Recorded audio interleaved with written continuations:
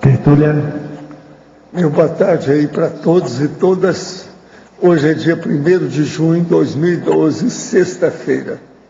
O verbete é de número 3.313.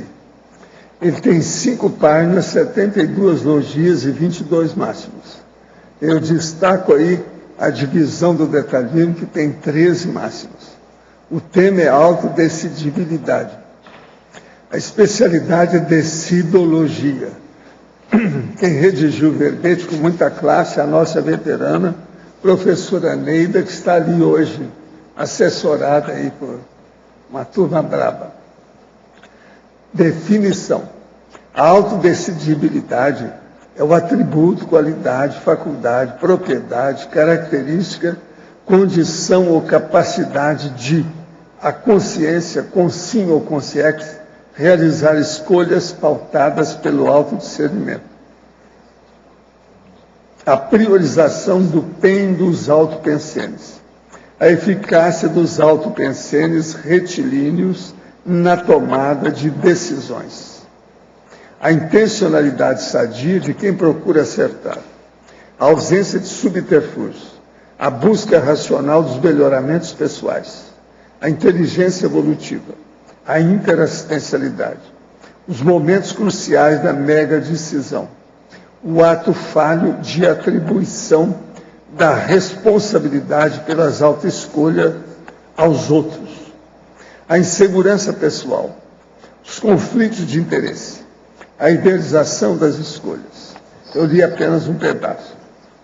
Agora, a sinalética energética para a psique pessoal, a atuação do amparo de função específico na filtragem das informações relevantes para a tomada de decisão.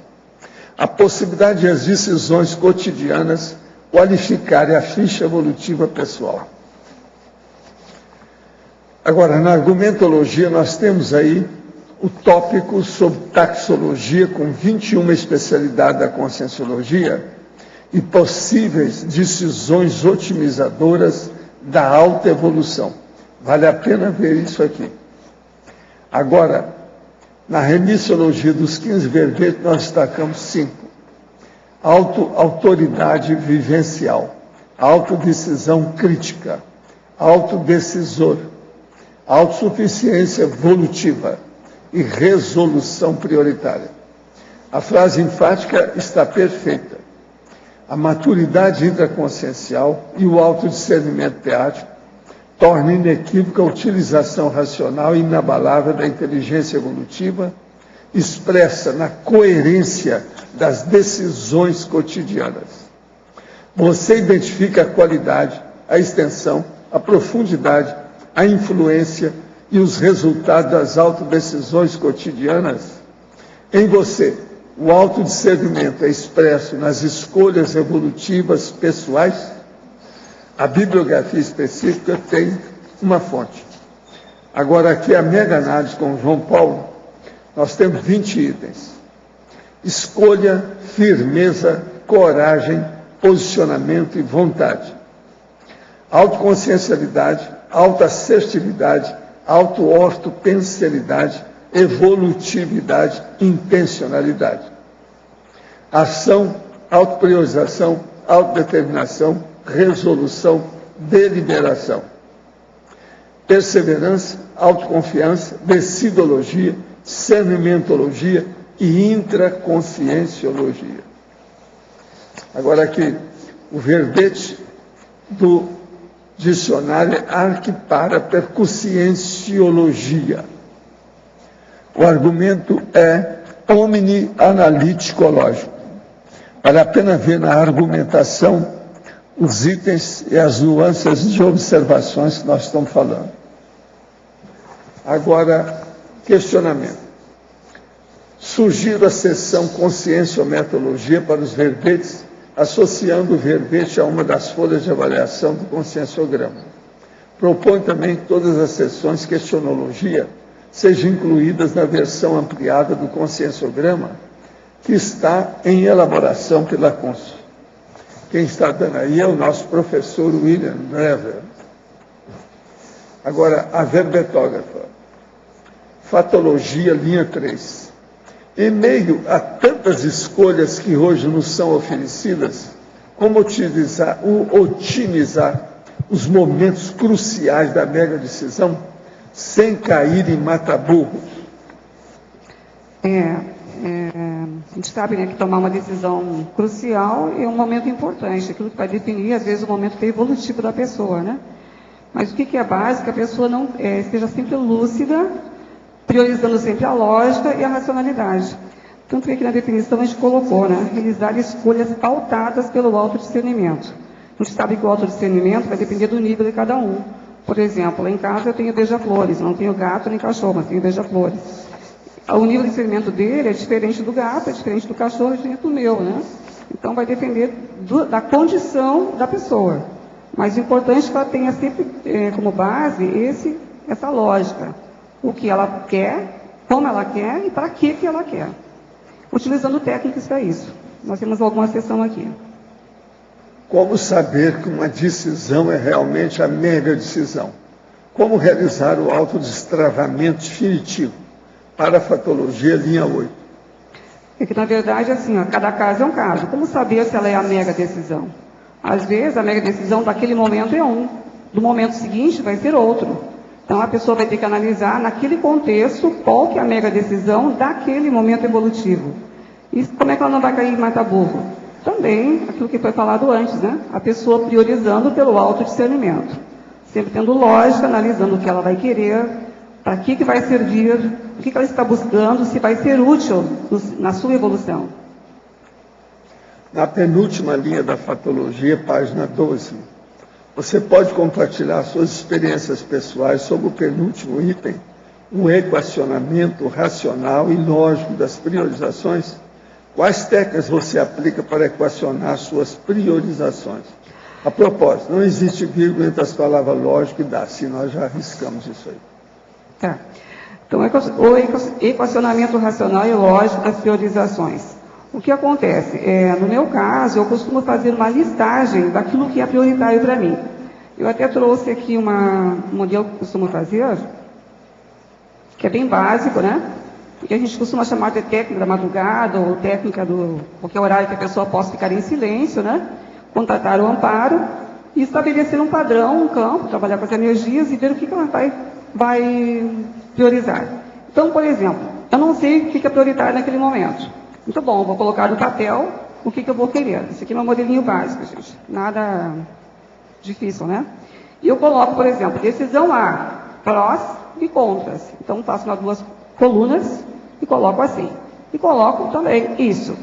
E aí eu vou colocando o que é prioritário dentro dessas decisões que eu vou tomar. Quais são as atitudes que são prioritárias, quais são as que são contra, e aquilo que é relevante que eu coloco naquele momento. E a partir daí eu vou sopesar. É claro que pode ser que de um lado eu tenha uma coluna que tenha lá 12 itens, e do outro tenha 6 itens.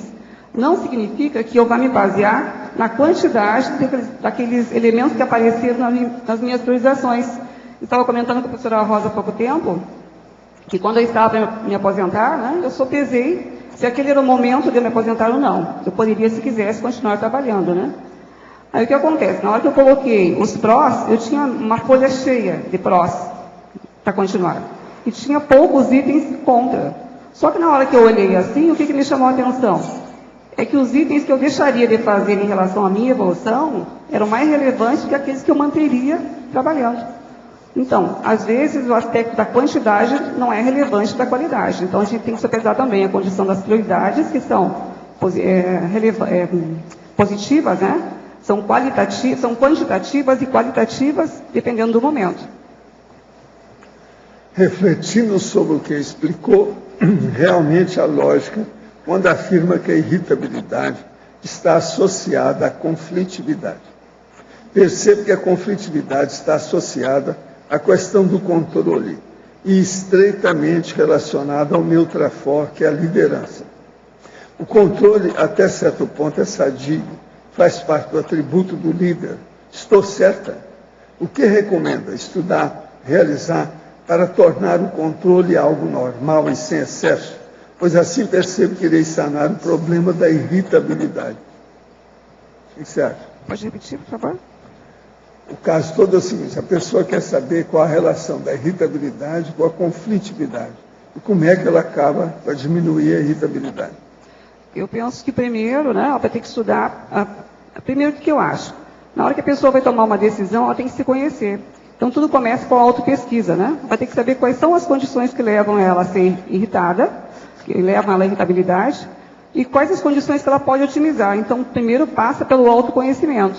Sem autoconhecimento, sem saber como é que ela funciona e como é que ela pode otimizar os resultados do que ela está querendo, né? Vamos supor, a pessoa descobriu um traço que é irritação. Então, ela vai ter que reciclar esse traço. Como é que ela faz a reciclagem? Qual é a decisão que ela deve tomar para isso? Primeiro, vai ter que haver uma reciclagem consciencial. Que técnica ela vai usar para isso? Então, passa por uma série de fatores que não tem assim uma receita mágica, né? Uma fórmula mágica que diga 1 mais 1 é 2, 3 mais 3 é 6. Nada disso. Ela vai ter que sentar, pensar, se analisar, estudar o seu caso para poder chegar a uma conclusão. E se for o caso, pedir ajuda, né? Professor, no livro dos médiuns, é descrito uma menina com habilidade de se transfigurar com a aparência de qualquer pessoa. Quando se transfigura na forma de um homem, estando em cima de uma balança, seu peso dobra. Poderia explicar esse fenômeno? Não. Isso aí é o fenômeno de efeito físico. Naquela ocasião, eu ainda não sabia mexer com o processo de ectoplasma. Então, aumenta de acordo com o nível. A ectoplasmia, ela pode aumentar o peso de qualquer um, seja na condição de homem ou de uma mulher, por exemplo, obesa. Se a transfiguração ocorre, aquilo aumenta o peso. Isso é normal. Hoje já tem mais gente que está estudando isso. O negócio é estudar os livros de um alemão chamado Skrent-Notzing, que ele escreveu depois disso aí. Mais sério, são tratados grandes. Gente, eu entrego a professora Neida a vocês, tá certo? Neida, eu queria na patologia, página 11, de baixo para cima, quarta linha, você coloca a priorização da qualidade dos resultados. Uhum. O que você pode ampliar quanto a isso? Então, veja bem, a questão da decidibilidade é uma questão que a gente pode ter, assim, condição positiva e condição negativa, né?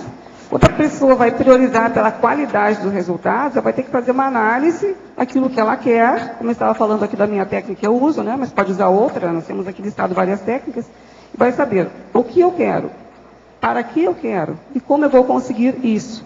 Uma coisa que é importante na hora que a pessoa vai decidir é a questão da ação.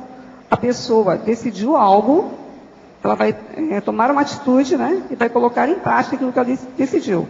Então, ela vai ver se essas escolhas que ela fez são realmente de qualidade para a sua evolução. O item da terceira linha de baixo para cima também, ausência de auto-arrependimento. Porque, na verdade, que a pessoa, na hora que a pessoa pensou, refletiu, não foi uma decisão precipitada, não foi impulsiva na sua decisão, ela não tem porque ter arrependimento. Errou, toca a bola para frente, vai tentar novamente fazer a coisa o melhor possível, né? Porque a gente, mesmo que vá decidir, não está dizendo que a pessoa não vai errar nunca. A pessoa pode errar, e o erro faz parte da evolução. Errou, tenta de novo. Nada de desistir, né? Mas procurando sempre aproveitar aquele erro e tirar o melhor proveito daquilo, né? Aquela lição que aquela pessoa oferiu, para não tornar a repetir. Obrigada. Valdo, aqui no dicionário, gostaria que o senhor comentasse o item holopensenologia, na página 5. Por favor. Para esclarecer que pode influir significativamente na apreciação ou observação pessoal, mesmo quando subjetiva, sobre assunto também subjetivo, relativamente a outra pessoa objeto, o fato da saída da consciência de um holopensene, um ambiente ou atmosfera intrafísica, entrando em outro, devido às energias conscienciais gravitantes ou residuais, inclusive com a mudança do local-chave de poder da força presencial.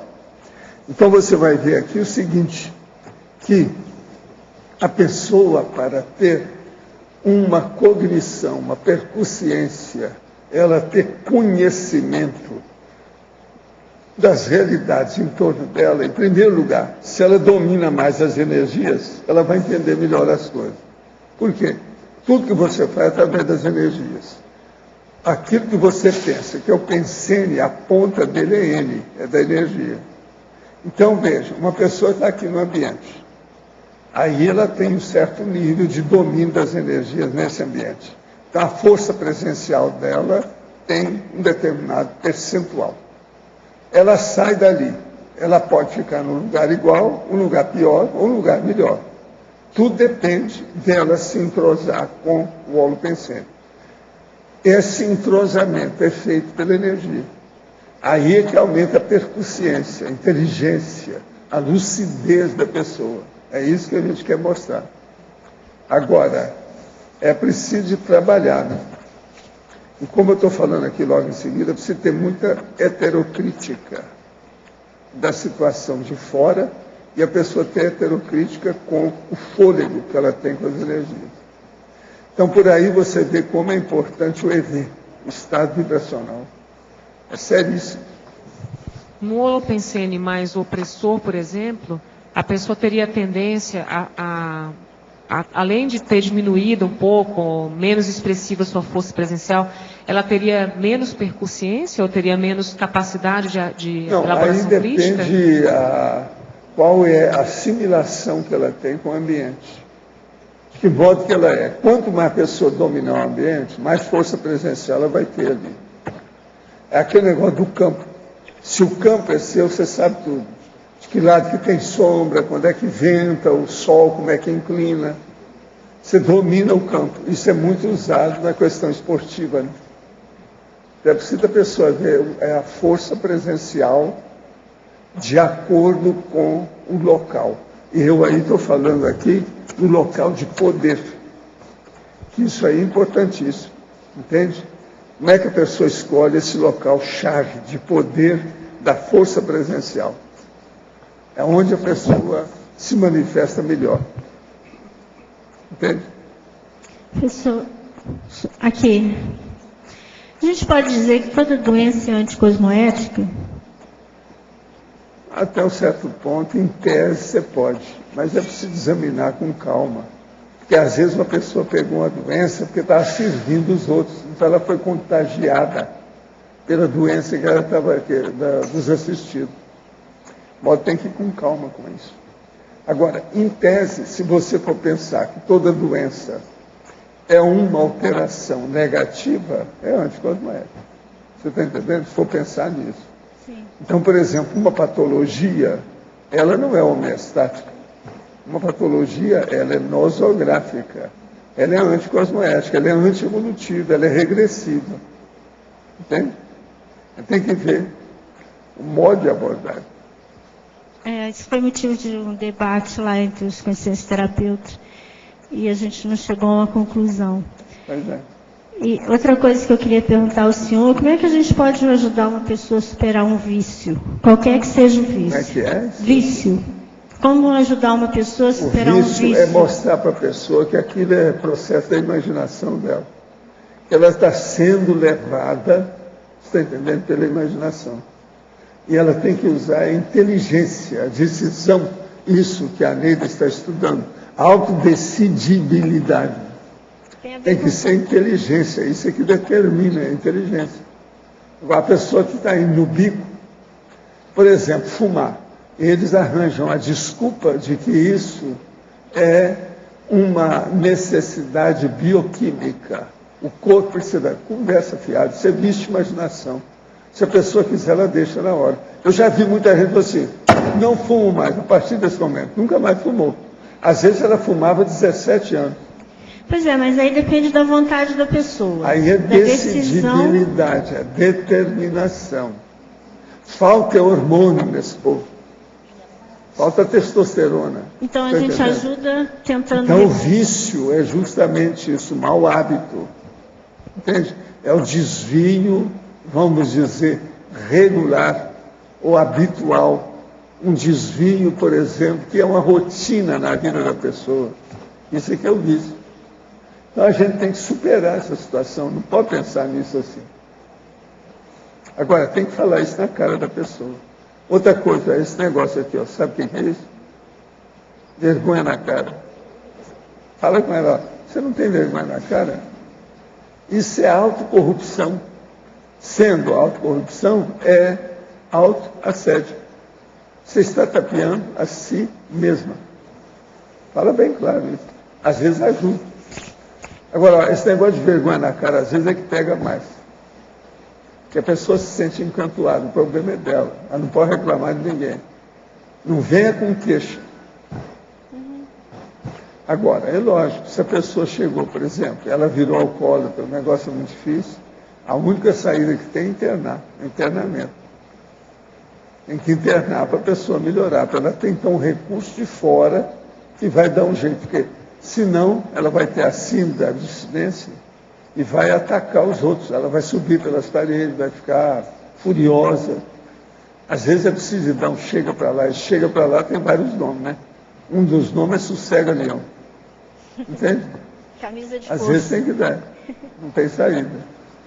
Outra coisa, isso aí, o vício é muito difícil com uma pessoa que é corpulenta. Que ela pode ficar brava e usar a força. Aí, já viu. É assim que bate o carro, que mata os outros, que quebra a porta, derruba as coisas. Entende? Se de olhar muito, quando você for falar, o tamanho da pessoa. Vê o bíceps, sabe? Mas isso pode ajudar ela a superar, né? Quanto maior e mais bíceps ela tiver, Eu acho que o pode... processo da impactoterapia sempre deu certo. Eu uso. Agora, eu escolho as pessoas, o local, o modo de agir. A impactoterapia ajuda. É a cirurgia. É uma cirurgia psicológica, uma cirurgia consciencial, uma cirurgia mental somática. Às vezes é preciso falar a verdade na cara. A pessoa tem que confrontar frontalmente aquela realidade. Dá um impacto. Às vezes é preciso. É muita gente que leva a coisa na fatiota, sabe, na folga. Vai empurrando com a barriga aquilo. Se dessa pessoa parar para pensar. Falta aí reflexão. Entende? Às vezes, você força um surto artificial. Entende? Põe a pessoa na crise dela para ela ver como é que é. Uma outra coisa. Isso é difícil de fazer, mas é uma técnica que eu já usei que funciona. É você pegar e filmar a pessoa quando ela está na crise. Para mostrar o bicho que ela é. Que a pessoa não admite como é que é. Então, você filma ela, você vai saber que está sendo filmada. Hoje em dia é fácil de fazer isso. Sabe? Você com o iPad dá para fazer uma coisa dessa. Agora, olha bem isso aí tem que ser, é coisa bem, tem que ser bem feito. Mas ela está em crise, soltando fogo pelas narinas, tipo dragão de São Jorge. Sabe como é que é? E você filma a pessoa e deixa. Quando ela estiver bem tranquila, com calma, às vezes vai acontecer isso, né? Então você chega e fala, eu queria te mostrar um filme.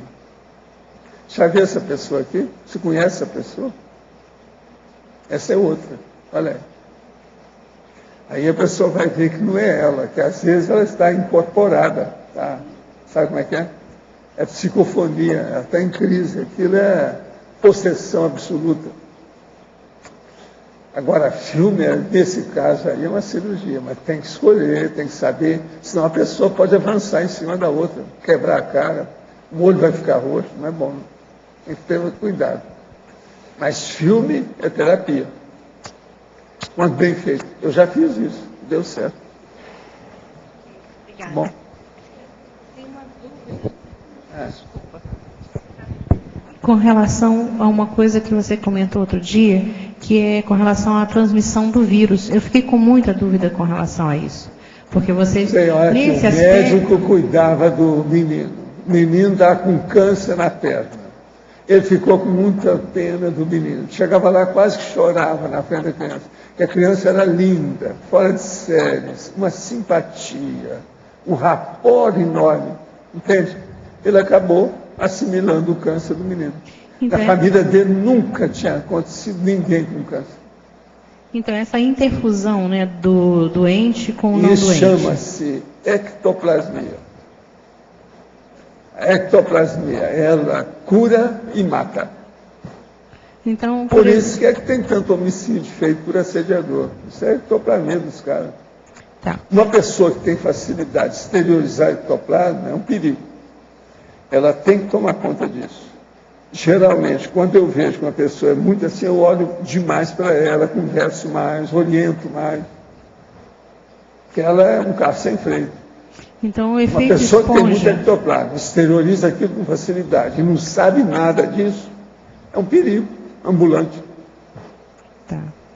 Bom, vamos dizer que a pessoa está com uma determinada contaminação e tem algum órgão comprometido, até por efeito de absorção de contaminantes Sim. do ambiente. Pode ser do ambiente e pode ser de outras consciências. Pode, porque mas aí agora tanto o faz. problema todo é que de uma consciência para outra é mais fácil de passar qualquer contágio. Eu estou te perguntando isso porque Não é você... só processo bioquímico, não. Tá. É problema de empatia, predisposição, ectoplasmia, efeito físico. Tudo tem aí. Paulo, você estava falando sobre a ectoplasmia, você estava falando que a pessoa, por exemplo, que tem isso, que tem ectoplasmia, ela tem que ter cuidado com a escolha da dupla, porque de repente ela pega tudo. E quando os dois na dupla têm isso, como é que acontece? Às vezes tem que se entrosar para aquilo sair bem, né? Senão vai criar problema em casa, acidente de percurso, acidente doméstico. Você já abriu o olho com isso, tem que saber. Que tipo de acidente doméstico? A pessoa está aí, daí a pouco ela é empurrada lá e quebra a perna, quebra o nariz, bate com a cabeça numa quina, morre. Tudo isso eu já vi. Um dos casos mais sérios que eu vi na minha vida, que todo mundo lastimou, que era uma pena, é o seguinte. Havia uma moça que fazia novela para a televisão em Belo Horizonte. Ela era noveleira. Noveleira é aquela que faz a novela. Vocês estão entendendo? Que escreve, script. Ela redige. Do jeito que aqui, por exemplo, nós temos um que é doutor nesse assunto, que é o Leandro. Aqui é o único que faz essas coisas. Agora, então, o que se passa? Ela era fora de série. Agora, era muito minha amiga. Eu fiquei amigo dela devido aos processos do povo de Belo Horizonte, Chico Xavier, aquela coisa. Aqui não. Então, ela de vez em quando queria conversar mais comigo, e eu fui à casa dela, examinei as coisas. Agora, o hobby dela era cuidar de bicho, principalmente de cachorro. Então ela tinha um monte de cachorro do jeito que as nossas amigas aqui têm. E outra coisa, os bichos todos chegavam perto dela, no meu estilo. Ficava tudo a meu favor. Então é como a Graça fala para mim, não, o gatinho elegeu você como o pai dele, e acabou. E ali eu chego no lugar, eu roubo a cena. A gataiada tudo bem com ela. Lá em casa é desse jeito. Você está entendendo? Essa menina, essa moça, era pior do que eu. Então ela queria saber, porque o próprio Chico Xavier tinha falado com ela, você precisa conversar com o Paulo, que ele é igual a você. É uma atração universal das coisas. Então nós fomos lá, eu fui examinar a vida dela, as coisas todas, examinei a casa dela. Agora, a hora que eu chego na casa dela, eu falo assim, não, eu estou vendo aqui uns cachorros que você não falou deles. Tem um cachorro assim, assim, assim, assim. Ela falou assim, esse aí morreu, Walter, faz uns 3 anos. Mas ele não sai daqui de casa, está sempre comigo. Agora, tem um outro aqui que é assim, assim, assim. Não, esse aí é mais antigo. Esse já veio com a minha mãe. Também morreu lá em Lambari, não sei aonde. E ele está aqui. Agora, eu estou vendo que aqui você tem um zoohotel extrafísico. Eu falei assim, tenho. Eu trabalho com esse povo. Então, vejam, a situação era essa. Agora, um dia, ela chega para mim e fala assim, eu acho que eu estou com o processo do Chico de Assis. Quer dizer, o São Francisco de Assis, que é o estigma. Assim, por quê? Olha aqui no meu nariz e na minha testa. Aí eu fui olhar, realmente é estigma. O efeito físico dela deu estigma. Fez uma imagem aqui e outra aqui. Entende? Vi tudo, é demografismo. Aí eu falei assim, olha, você agora tem que ter cuidado com isso, você já não está conseguindo ficar dentro das raias naturais da coisa. Seu efeito físico está transcendendo a realidade. Isso pode te dar um acidente. Então ela começou a se cuidar, olhar tudo direitinho. Lá pelas tantas, eu viajei. Passei fora do Brasil uma temporada. Eu sabia da existência dela, já tinha deixado o movimento espírita, aquela coisa toda. Quando eu voltei, então, um dia eu pergunto por ela, você vai, Walter, você não está sabendo? Ela morreu. Mas como? Ela caiu na escada e morreu. Quebrou o pescoço. Ela foi empurrada na escada. Você entendeu ou não? Deixa eu te explicar mais. Agora veja, uma das personalidades mais sérias que eu vi, uma inteligência, uma facilidade para escrever, uma loucura. O nome dela era Wanda Marlene. Pergunta em Belo Horizonte, tem gente que conheceu ela. Agora, eu não fiquei sabendo nada que eu estava fora do Brasil quando ela morreu. Lá naquela casa, tinha uma escada realmente na casa. Ela morreu na escada, ninguém não souberam explicar. Então falar, não, foi um acidente doméstico. Como é que é o sobrenome? Wanda Marlene, é o nome dela, nome de guerra. Professor, agora naquele caso seu do empurrão que te deram, eles usaram o seu ectoplasma? Eles usaram o seu ectoplasma para fazer lógico. isso? Mas naquele momento, o senhor nem percebeu? Empurrão desse. O senhor nem percebeu que eles estavam ali por perto? Não, eu vi, mas o processo é que você está em determinada hora, em qualquer posição que você está sempre com o bumbum de fora. Isso é a regra humana. Isso aí, o doutor Medina Celi, na década de 50, já me falava. Há certas condições na vida em que, em qualquer posição que você esteja, estará sempre com o traseiro de fora.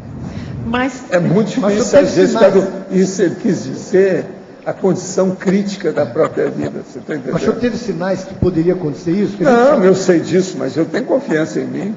Não, na hora. Muita gente já me empurrou, mas é só até ali. Machuca o joelhinho e fica por Mas isso. se você que é você não consegue evitar isso, imagina. Não, mas eu consigo evitar. É só eu cortar essas coisas, diminuir a assistência. Não. Eu avanço na assistência. Eu vou cuidar da pessoa tipo enfermeiro, esse é físico. Então eu abuso da situação intencional, é de propósito. Professor Valdo, eu me lembro. Senão, eu não melhoro a pessoa. Eu me lembro que o senhor falou na época pra gente que o senhor permitiu que fosse derrubado para poder pegar agora, a pessoa. Veja, é um jeito de ter levado o mega assediador, senão ele ia matar uma pessoa. Entendeu? A intenção dela era acabar com a vida de uma pessoa, uma mulher. E a gente deu jeito. Você lembra que a escoriação do meu joelho? Meu joelho está cheio de sinais de escoriações, muita coisa. Agora, o mais sério foi daquele menino em Belo Horizonte. Estava só eu e ele, depois da chuva.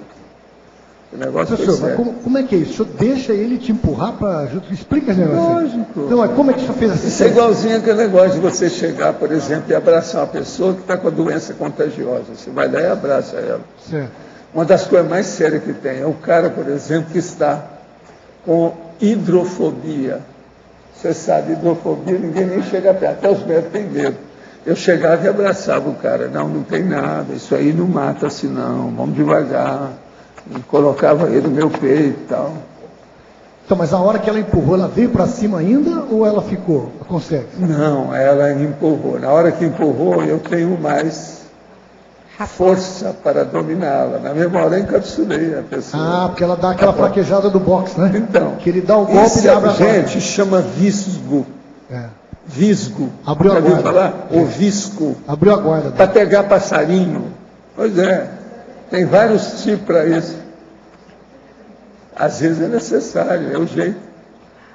Ô Valdo, para botar a banca, né, tem que ter competência. Tem. Não é isso? É. No desenvolvimento do ectoplasta, e eu acho que isso está acontecendo muito isso aqui, porque tá essas três figuras raras ali na frente, né? A Neida, o Francisco e a Rosa, porque desde que eu sentei aqui, eu estou com uma tromba energética, vibração, já senti um monte de coisa, e aí volta de novo o tema, né? Então, tudo isso favorece. A turma que está aqui hoje favorece por a questão da exemplo, uma pessoa ectoplasmia, igual a né? Rosa não pode fazer isso que eu faço. Porque ela é muito sensível ao processo da química. Qualquer coisa, som. Agora eu não, eu sou, tá entendendo? Eu toco tudo. Tá. Você já viu falar naquele brucutu e também aquele caveirão? Nesse assunto eu sou o caveirão. Caveirão é aquele que entra na favela da Maior. Sabe quem que é? Eu uso a técnica do caveirão. Outra coisa, outra técnica que eu uso quando eu quero recuperar é a técnica do sarcófago. Eu já expliquei aqui o que é. Essa é perfeita e ajuda demais. Você já ouviu falar nisso? Não lembro. Sarcófago é o seguinte, você deita na sua cama, de costas, quer dizer, entende? Deita de costas lá, fica quietinho, relaxa, deixa os braços de lado, como se você estivesse no sarcófago. E relaxa tudo, entende? Você aí vai ver o processo da relaxação muscular progressiva direitinho, e você dorme, seja o que for. Não é insônia que aguente a técnica do sarcófago. A pessoa dorme. Ela fica imóvel. Acabou. Eu sou uma múmia dentro do sarcófago. Isso ajuda, por exemplo, a recuperar processo de energia. Depois de um trabalho desse aí, de enfermeira, esse físico, tudo a gente faz. Técnica do sarcófago. Ela funciona, qualquer um aí, faça a experiência que vocês vão ver como é que é. Agora, ó, no início, às vezes, a pessoa vai ter dificuldade de ficar, porque vai coçar o nariz. Tem um negócio, as frescurites todas vão aparecer. Tem que superar isso aí. A pessoa deixa, eu não vou morrer, não vou coçar. Que o nariz escorra, que a pálpebra está mexendo, que a orelha está coçando. Não interessa, deixa acontecer. Entende? Sarcófago é isso. Agora, ó, é o máximo, como técnica. Ajuda demais. Eu, de vez em quando, se estou trabalhando muito, eu uso a técnica do sarcófago. Agora, ó, se estiver fazendo frio, é melhor ainda. Que, por exemplo, vamos supor que o seu quarto esteja lá a 16 graus. Então, você coloca um edredom em cima, até fechar tudo, até no queixo. No meu caso é da barba. Aí vem aquela piada. Você põe por baixo ou por cima da barba? Sei que o problema é meu. Entende? Você põe, que tem uma piada, né? O cara tinha uma barba igual a minha. Então, deram um cobertor para ele. Então, ele foi colocar. Ele não dormiu à noite. Por quê? Ficou em dúvida se colocava o cobertor por cima ou por baixo da barba. Entende? Bota que tem essa piada para tudo. Mas você entendeu isso aí? Caminha por aí. A consciência, que em outra vida escreveu o livro no século XIX, os séculos mais antigos, ressomada nos dias de hoje, sofre as evocações feitas pelas publicações da antiga vida através de sinalética? Como funciona isso? É lógico que sofre. Aí é o problema, é preciso ver qual é a matéria que a pessoa escreveu, como é que é o livro dela. Isso é o autorrevezamento. É a cápsula do tempo que foi aberta. Isso tudo acontece. Para você, poderia aprofundar em Parafatologia, página 12, segunda linha, a atuação do amparo de função específico na filtragem das informações relevantes para a tomada de decisão? Então, eu até já havia falado um pouco disso na hora que eu estava mostrando qual a técnica que eu uso, né? Que eu falei da técnica da madrugada. Então, por exemplo, quando a pessoa tem uma decisão importante para tomar, o ideal é que ela se coloque numa condição de silêncio, né? Um horário de madrugada, por exemplo, é mais propício a isso. Entre 3 e 4 horas, a pessoa dorme, acorda, trabalha com as energias, né? E vai sentar fazendo um contato com o amparo. O que acontece?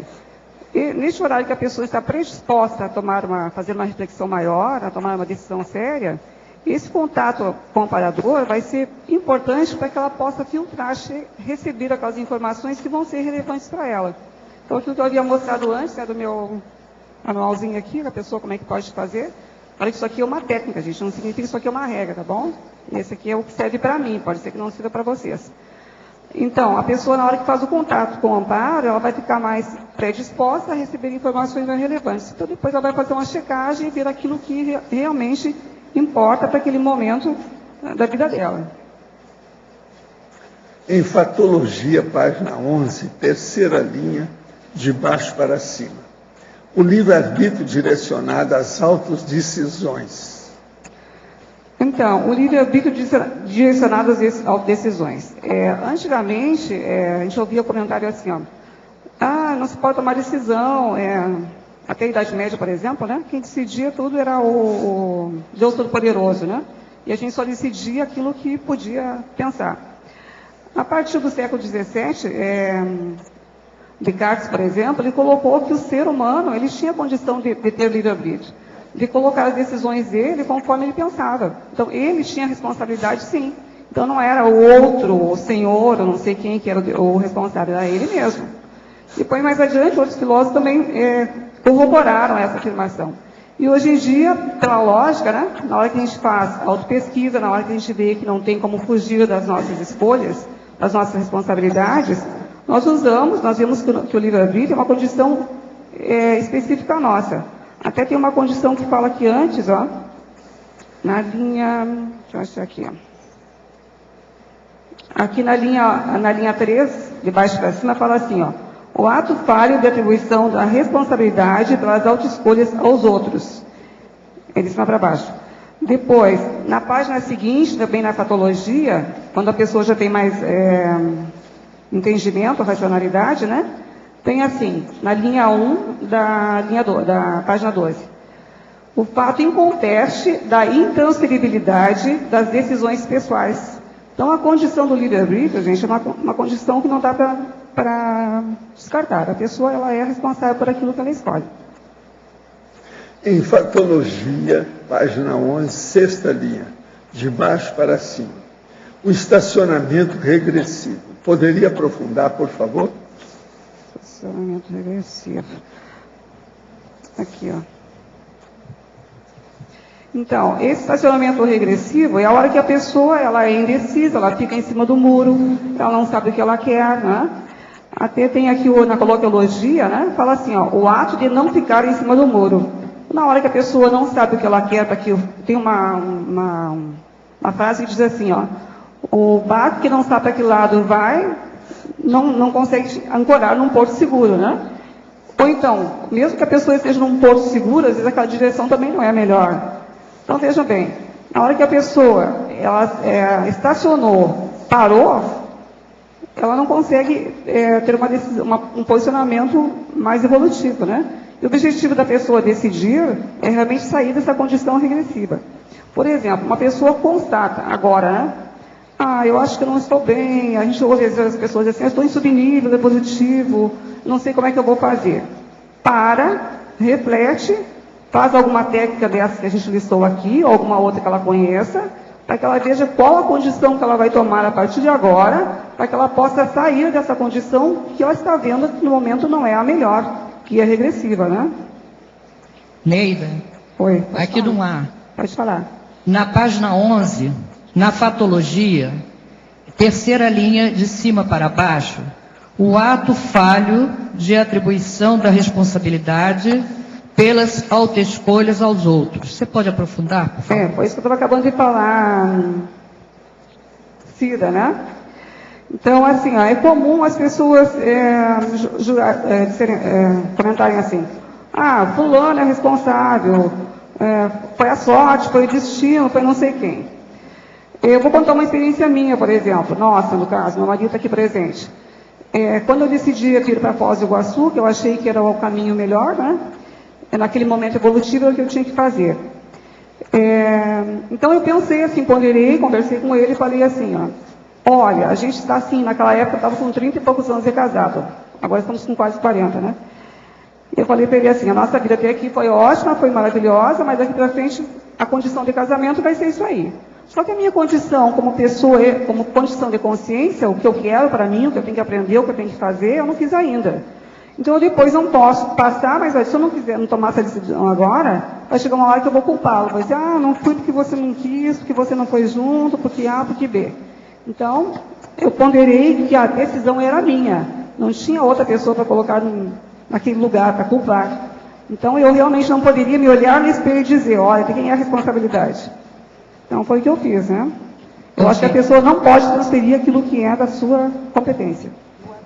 Obrigada. No verbete do DAC, página 4, heterocriticologia.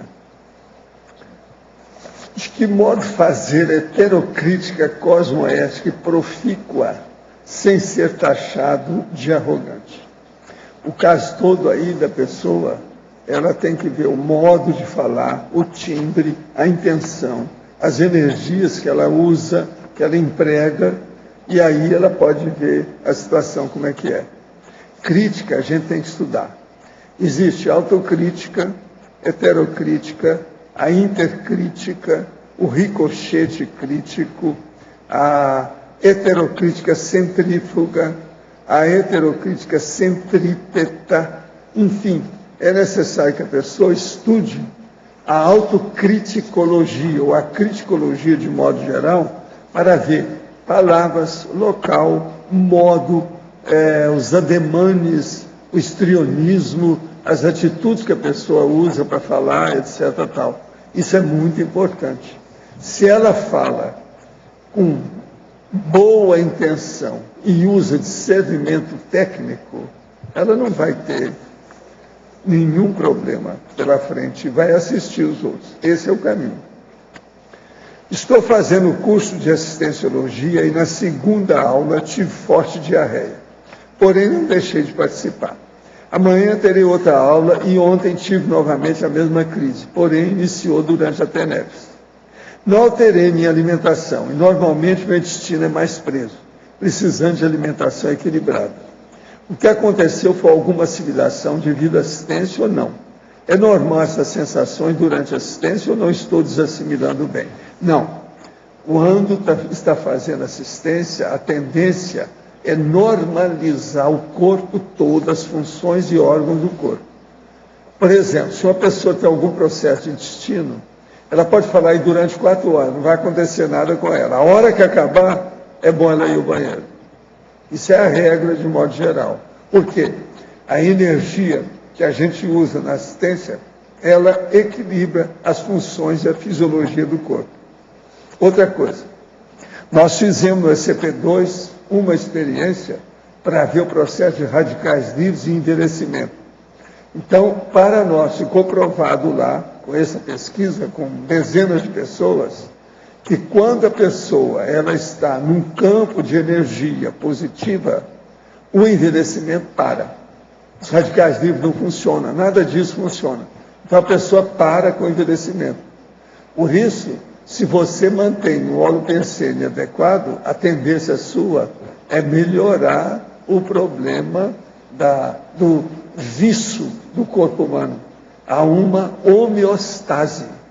Então a gente tem que ver. No caso aqui seu, está na cara que o seu problema aí, você está mexendo com as energias e isso está descontrolado. Eu acho que você tem que olhar mais o processo de dieta.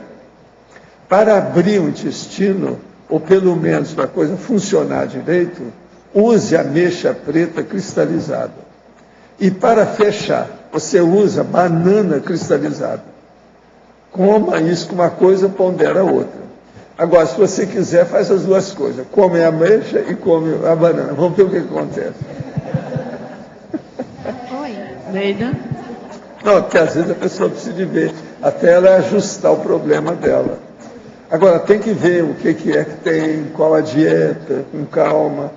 Agora, isso é importante. Agora, no caso, se está sempre dando durante o problema do transe energético, é porque tem boi na linha, tem alguma coisa errada nas energias da pessoa, não é só o intestino, não. Neida, Beth aqui no B. Hein? Seca e cristalizada, tanto faz. Agora, o problema quase sempre é uma banana preta. Banana preta Não, tem muita gente que entende, do jeito que eu falei. Agora, ó, olha aqui. Banana preta e ameixa preta. Agora, seca, se for possível. É o ideal. Agora, pode ser de outro modo, que às vezes funciona do meu jeito, mesmo sem ser. Para ajudar a trabalhar bem, granola também faz muito bem, professor. Tem o quê? Granola ajuda o funcionamento. Ajuda. Mas agora, o que ajuda mesmo para abrir o intestino mais sério é o suco de abóbora. Essa abóbora moranga.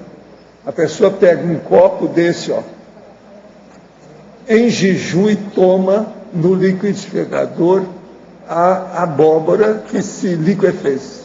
Não pode pôr açúcar, não pode tomar. Toma, que isso geralmente regulariza o intestino da pessoa.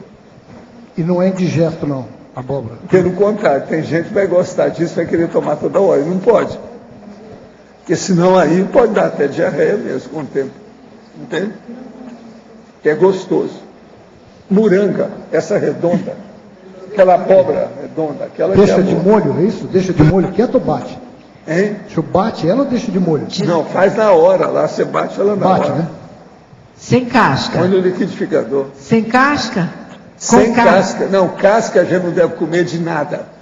Tira tudo quanto é casca de tudo, por causa de agrotóxico. Porque todo agrotóxico fica eu condensado. Eu não como nada, nem fruta, nem legume, nem nada. Por exemplo, aí no restaurante, eu não como abóbora nenhuma, porque ela vem com casca. Eu não como nada que tem casca. Faz mais de 40 anos que eu andei estudando com técnico, inclusive o cara da Argentina, para ver isso. Agora, o que me chamou muita atenção foi a primeira vez que eu chego lá e o cara estava descascando uma pera linda da Argentina. Você sabe, o melhor do mundo é essa, a pera da Argentina. E ele descascando. Eu disse, mas você não come a casca? Eu ainda não tinha uma ideia do alcance daquilo. Eu falei assim, não pode. Ele era especialista em dieta, em Buenos Aires, na casa dele. Então ele foi me explicar a situação toda de uma série de dados. Aí eu entrei com mais... É por isso que eu nunca mais comi moranguinho de modo algum. Eu só como morango do Francisco, que ele planta aqui, por causa de agrotóxico. Outra coisa, eu não como tomate, eu evito ao máximo. Porque morango e tomate, desse normal que tem aí, não tem jeito de você tirar o agrotóxico, é demais. Não dá para tirar. Neida, aqui em cima no ar, na página 12 da fatologia, na primeira linha. Fala um pouco dessa ideia, as atitudes resolutivas. Como é que é esse conceito? Como é que você está colocando? Então, a questão das atitudes resolutivas tem a ver, por exemplo, com esse trinômio aqui, deixa eu achar aqui. Por exemplo, a trinomiologia, o primeiro trinômio diz assim, o trinômio da decisão. Aqui agora, já. Perfeito. Então, o que acontece? Na hora que a pessoa decidiu alguma coisa, ela tem que colocar imediatamente em prática, para não ficar só na teoria, né? Por exemplo, ela diz assim, eu vou fazer dieta. Aí ela fica, não, mas na segunda-feira eu começo. Aí chega... Eu sei da síndrome. Ou então a pessoa, vou mudar o tema então. A pessoa fala assim, vou fazer um verbete. Não, mas o mês que vem eu faço. Não, mas no próximo bloco, no próximo curso eu entro.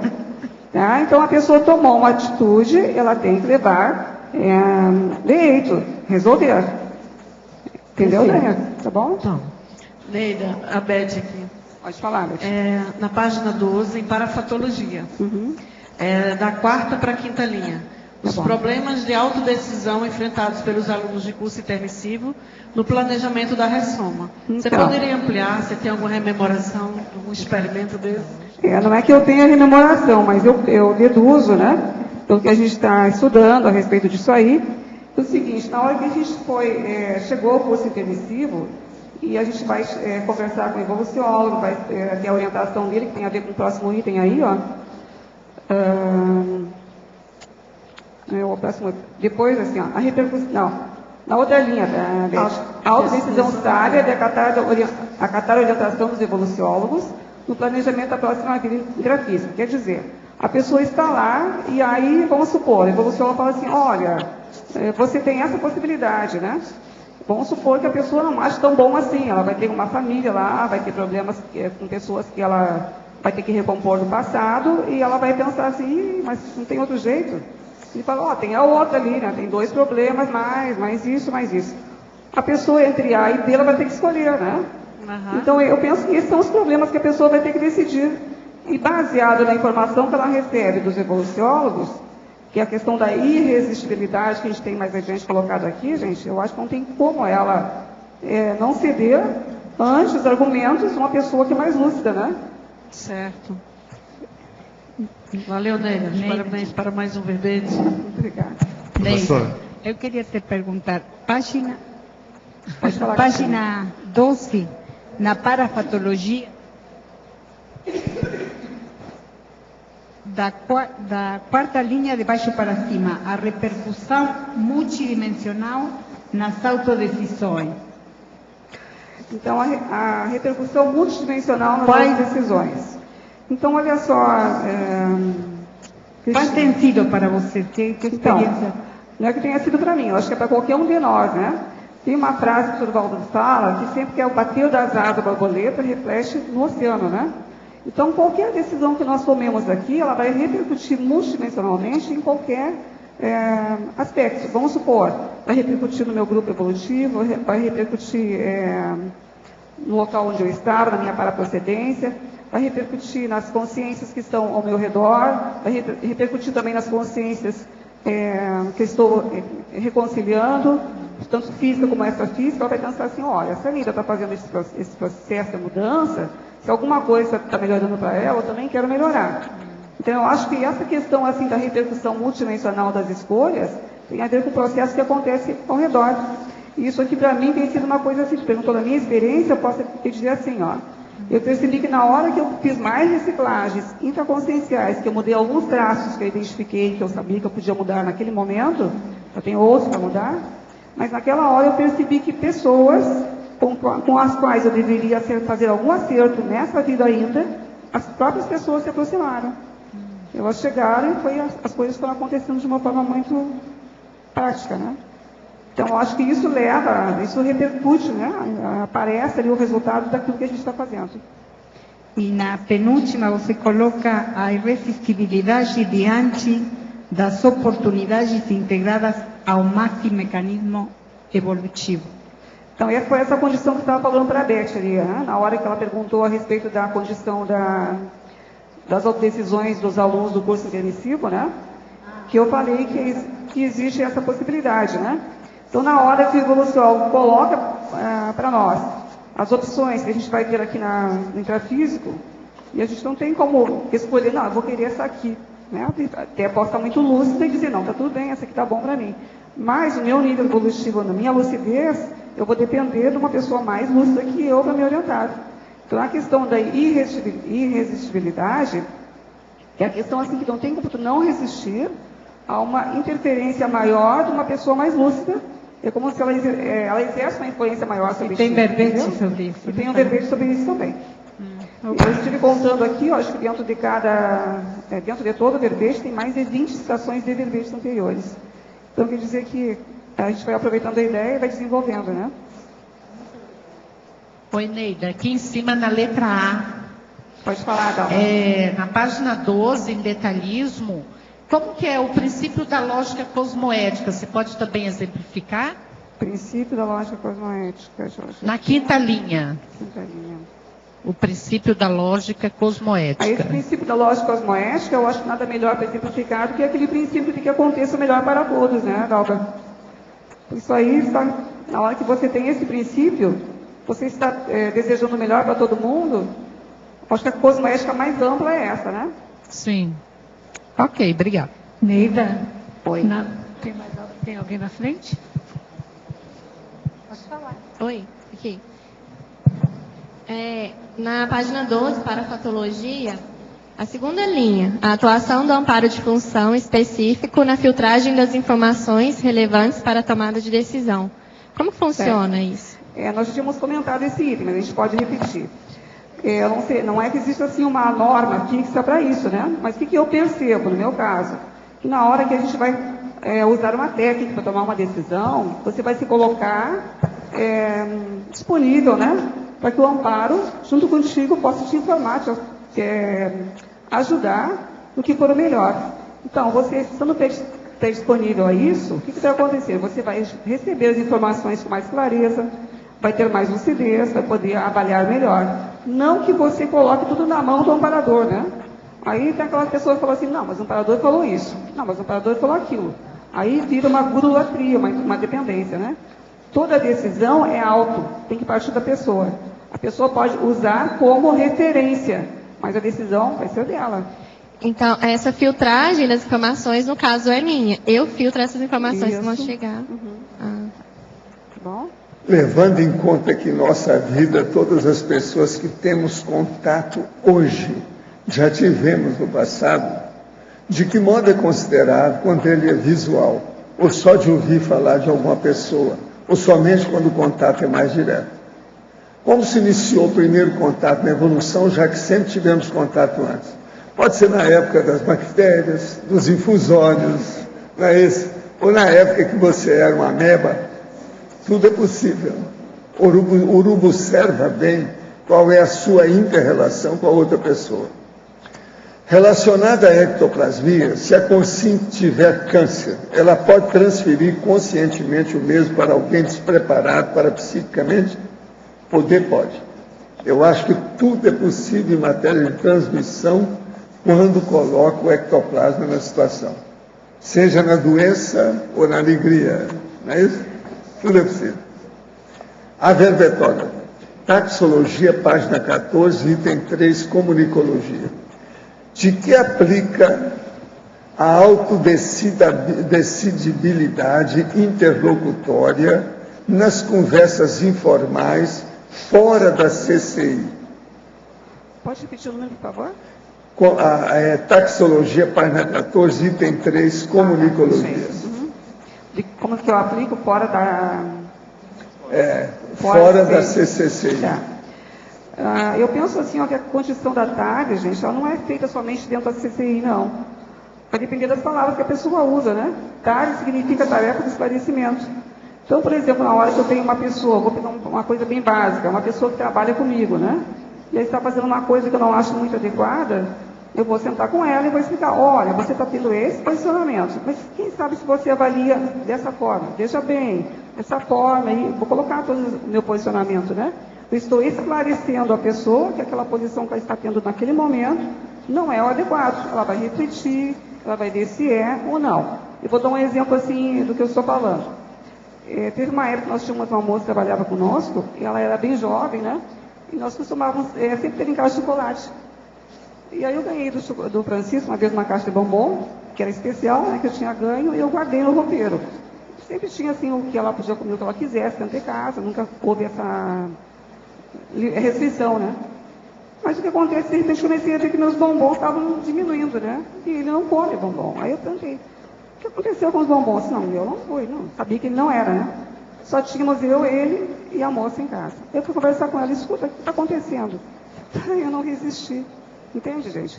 Então, quer dizer, assim, ó, eu conversei com ela, você tem toda a liberdade de comer o que você quiser aqui dentro, só que você tem que aprender a respeitar aquilo que não lhe pertence. Então, isso é TARES. É uma forma mais simples, mas não deixa de ser TARES. Não é porque ela não estava na Conscienciologia, que naquela época eu também não conhecia, que eu não ia deixar de esclarecê-la. Sem briga, sem nada, né? Ela apenas conversando, e ela entendeu a situação. Ficou muito tempo comigo ainda.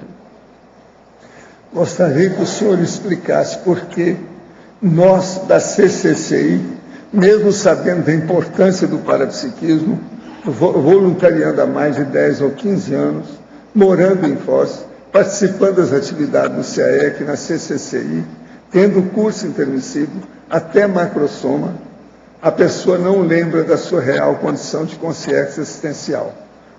Onde que pega mais? Qual a dificuldade?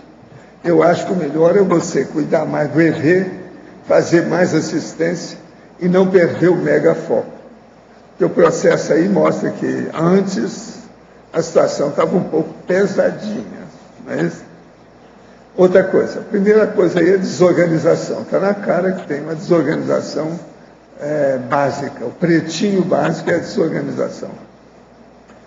Quando estava indo para a entrevista a fim de iniciar o voluntariado no IPC da minha cidade, me veio em mente qual seria o contrafluxo que ocorreria após eu firmar tal compromisso. Assumi a responsabilidade na quinta-feira. Na sexta, acordei com leve dor na mão.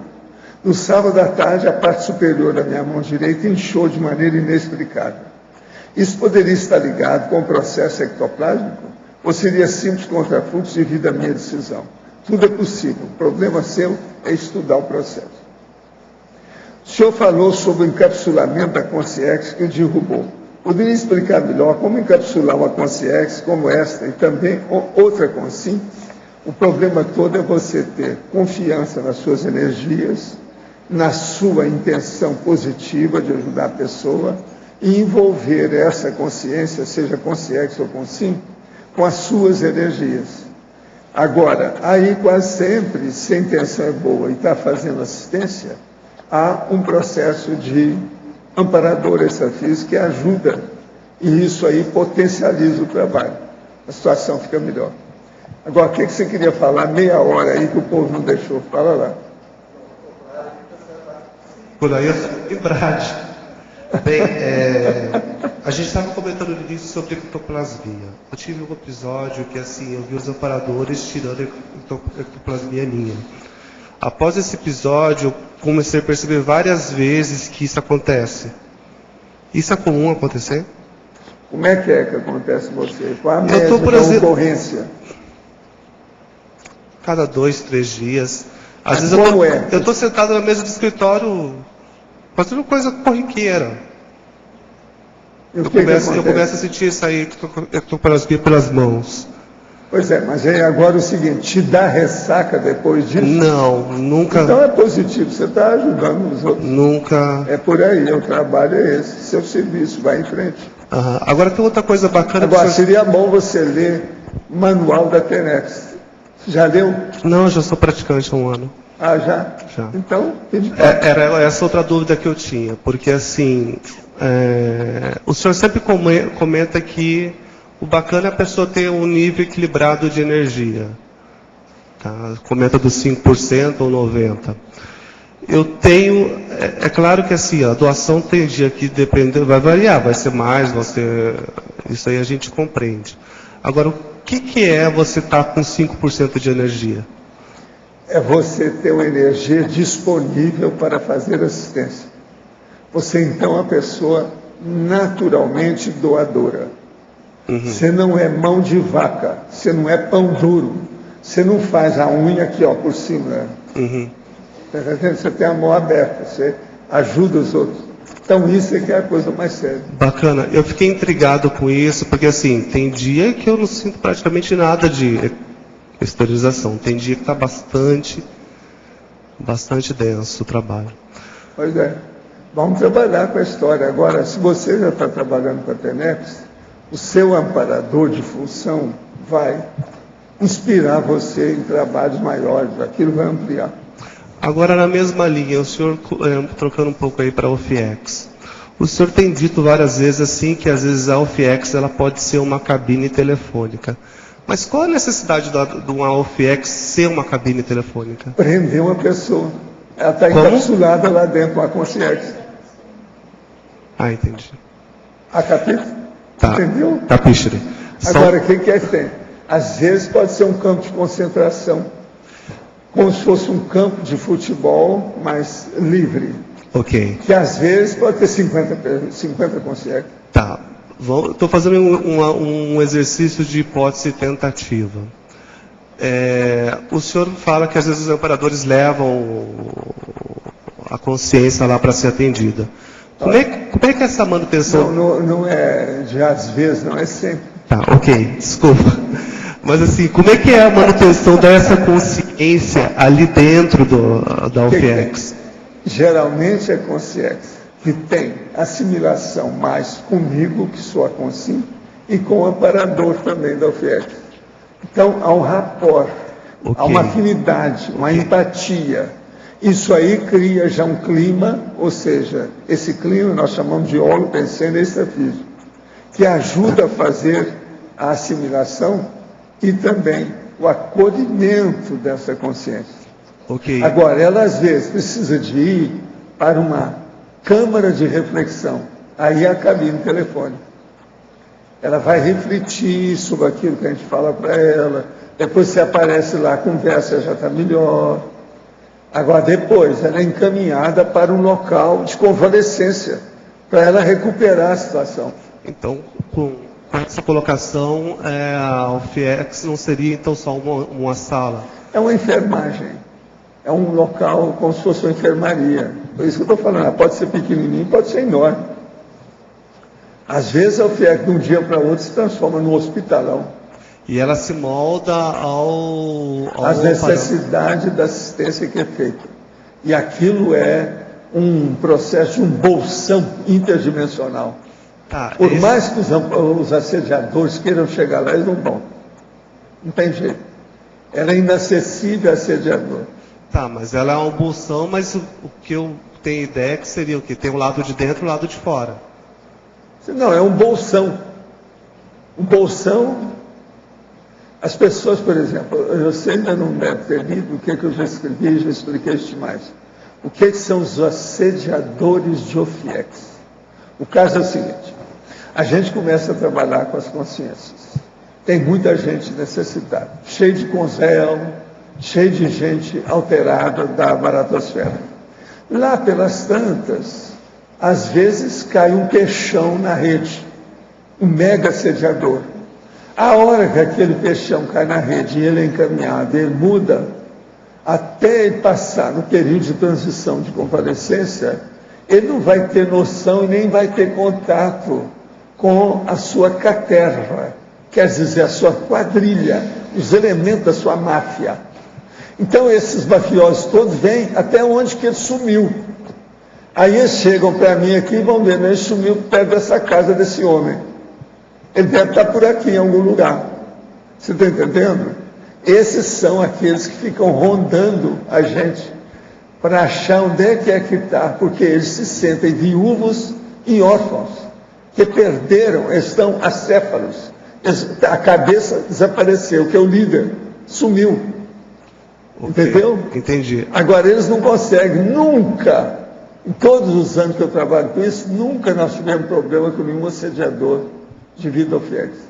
Não, o que eu ficava pensando a respeito da manutenção dessa consciência lá, se ela, a baixada da lucidez dela não seria. Ah, isso é mantido pela minha ectoplasmia.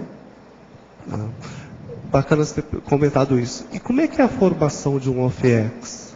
A formação é o seguinte: você passa 20 anos aí ajudando os outros e você começa a entender da interdimensionalidade, conviver aqui fora. Sim. E você começa mais de 51%, tudo que você faz, tudo que você pensa, tudo que você pensioniza em favor dos outros, ao FIEX aparece.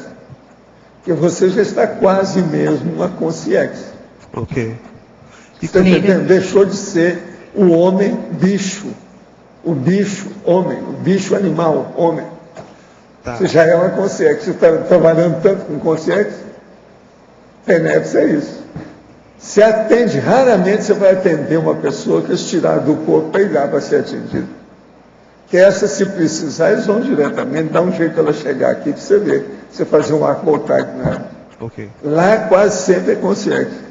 Okay. Professor, agora esse assediador, ele ressoma e essa quadrilha consegue localizar... Ele já vai ressomar já dentro do processo da quadrilha, porque ninguém perde ninguém. Vocês vê o que vai acontecer. Mas tem a possibilidade de eles localizarem ele e ir para cima dele? Não, ele mesmo vai atrás dos companheiros dele. Ó, eu vou voltar para a Terra, que tal vocês virem também? Vamos dar um jeito? Tá, outra pergunta, o senhor comentou a respeito do bolsão aí. Tem uma ou para a geografia, uma superintendência entre as OFIEX? Tudo tem superintendência, orientação e controle. Tudo está sob controle, só aqui que não tem controle. Tá certo? Extrafisicamente, quanto mais evoluída a consciência, mais controle é tudo. Tudo é a paramatemática. Tudo age ali, não se perde. Vamos dizer, a máquina é perfeita, engraxada, oleada, funciona. Entende? A linha de montagem é exata, não tem erro. Não há descontrole nisso. Pensa nisso.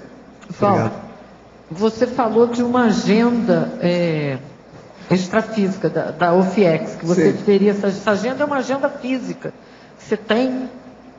Quando precisa. Às vezes eu coloco lá, faço uma listagem, porque tem muita gente.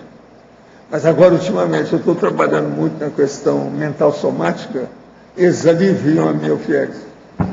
Mas se tudo é superentendido, por que de ter essa agenda? Estão superentendendo, estão me ajudando, estão me defendendo, calma lá. Eles estão certos. Eu não posso estar fazendo 500 coisas simultaneamente. A gente tem que ir com calma. E outra coisa, preciso saber o que é que eu priorizo. Essa minha prioridade é sempre de acordo com eles. Eu sou uma mini peça. Uma mini peça pau mandado. Professor, e você anota como se fossem os cases que foram acontecendo? Não, porque às vezes eu vejo, né? Já teve período que eu tinha que anotar aí, às vezes 15 dias, saber tudo que está se passando, quais são as consciências. Aí eu procurava ficar mais dentro de mim com o problema, olhava muito meu sono, as coisas, a atividade, as coisas todas, porque eu estava mais consciente do que consciente. Quando eu estou trabalhando demais aqui com vocês, agora, como eu estou fazendo dicionário e tudo isso, eu sou mais consciente do que consciente. Agora, já teve período que eu era mais consciente do que tudo. Quando eu era o velhinho da bolha, eu era mais consciente do que consciente, quase sempre, o ano inteiro. Aí é que eu vi muita coisa, atingi muita gente. Acompanhava. Teve um período, por exemplo, do pandeiro, foi isso também. Negócio mais sério. Mas o que eu desejo é que vocês deixem de ser conscientes e sejam conscientes o mais depressa possível, enquanto estiverem aqui nessa vida respiratória de oxigênio. Professor, como assim o pandeiro, professor Walter? O senhor falou agora do pandeiro, né? O mega assediador, que ele foi para uma cabine, que ele teve as reflexões, ali existe a possibilidade de ele ter feito a virada, não tem? Dele se melhorar. É o que ele não existe a possibilidade. Ali ele melhora. Isso, é isso que eu quero chegar. Ali tem a reciclagem dele. Aí ele vem, ressoma. Aí existe algum tipo de... Não, ele não ressoma assim não, calma. Então, às vezes ele vai passar 100 anos para ver se ajusta as coisas dele como consciente. Depois da reflexão dele, ele vai trabalhar. Ele passou por lá de cá para trabalhar, nem sempre ele não merece ainda ter uma vida, não. Que é o caso daquela consciência que falou com o senhor que aqui era um paraíso, né? Que ele tem que fazer os acertos dele. É mais ou menos o caminho. Tem gente que sonha em vir para cá o tempo todo. Fica sonhando lá. Entendi. Questão, voltando ao FIEX aí, dá para dizer que a UFIEX também pode ter uma antessala, como funciona assim mais ou menos o caminho da lógica? A gente faz o que a gente quer, eu sou capaz de mexer nisso. E o meu companheiro lá, que é o amparador do UFIEX, é capaz de fazer qualquer coisa. A gente muda a paisagem, faz o que quer. Se você pensar, a gente faz. E outra coisa, eu sou capaz de me transfigurar e ele também. Vai ficar tudo de acordo com o que a gente entende. Eu quase sempre sou outra pessoa, não sou nem Zé nem Paulo quando eu estou lá. Eu sou aquela pessoa que aquele cara conheceu quando teve aquela vida. Então eu apareço daquele jeito. Professor. Às vezes, a vida é a 22ª atrasada minha. Quer dizer, 22 aí para trás. Entendeu? Agora, o processo é você incorporar aquilo. Agora, veja, vocês já pensaram a vantagem disso? Retrocognição, por exemplo. Você pensou? O que o FIEX não pode te dar em matéria de retrocognição? Você está entendendo por que é que eu tenho alguma retrocognição? Isso exige um nível de auto-organização. É a minha, muito... aqui, ó. O médico, como é que eu estou? Muitas vezes a gente, então, fica numa assistência recorrente porque não conseguiu organizar o suficiente para entender aquilo, né? Autodisciplina, auto-organização, equilibriologia, imperturbabilidade, harmoniologia. Eu vivo falando isso aqui para vocês. Eu faço o que eu posso. Agora, ó, junto com isso, quando preciso, eu bato na mesa, eu falo, eu me agito, faço agachamento. Você está entendendo? Professor. Tenho banho atlético. Hoje eu já passei pelo banho atlético, fiz ginástica, tudo. Estou aqui. Professor. Neida. Oi, pode falar. Na página 12, detalhismo e tecnologia. As últimas duas técnicas, você poderia falar um pouquinho da sua experiência em relação a essas duas técnicas? Então, a técnica do uróbro introspectivo, né? Isso aqui, inclusive, é um verbete, né? Quando a pessoa vai passar por uma reflexão intraconsciencial a respeito do que ela tem que, no caso, nosso esquema de decidibilidade, né? O que ela tem que decidir. Pode ser outra condição qualquer. Então, a pessoa vai refletir sobre aquela condição. Por exemplo, a técnica da reflexão de 5 horas é estabelecido um prazo de 5 horas para que ela fique pensando naquele tema, né? E essa técnica a pessoa pode fazer num tempo menor ou num tempo maior, vai depender da condição dela. Eu penso que a técnica do serenário, eu nunca fiz, gente, não sei se é essa a condição, que a pessoa fica lá reperspectivando, né, suas condições pessoais. Me parece que tem a ver com essa técnica do urólogo introspectivo. Quem souber da técnica, já passou para a experiência, pode me confirmar se sim ou não, eu não passei ainda. A última, a técnica da decidibilidade de conflitos, né? Isso aqui é aplicado a direito, Isabel.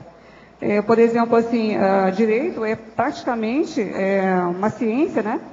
Uma condição que trabalha com a decisão de conflitos.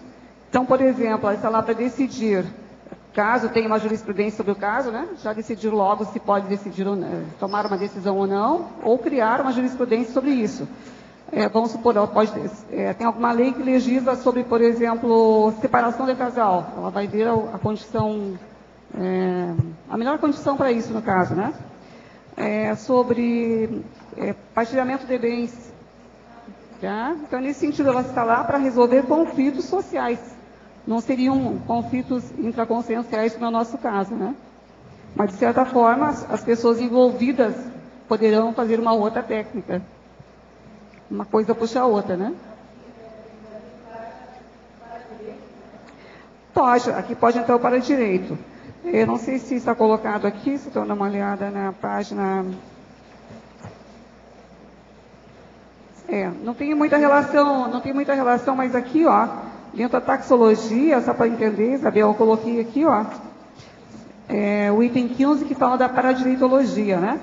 Deixa eu coloquei assim, ó, decisões possíveis de otimizar a autoevolução, quer dizer, vai depender da pessoa, né? Então, eu coloquei a autodecidibilidade para a jurídica, que tem a ver com para-direito, né? Então, a pessoa vai ter a condição da irrenunciabilidade evolutiva, que eu estou falando da condição intraconsciencial. É uma condição que ela não pode transferir para outro. Tá? Ela não tem como fugir disso. A menos que ela decida que vai ficar parada no tempo, que vai esperar uma condição melhor, mas aí é uma condição regressiva. Só que a evolutividade é dela. Enquanto ela não quiser mudar, não acontece. Tá? Neira, aqui no B, aqui em cima, duas questões. Você trouxe a questão do laboratório serenário. Eu vejo que em termos de decisão, para mim, pelo menos, você disse que se alguém tivesse feito e pudesse falar, para mim ele foi muito sério.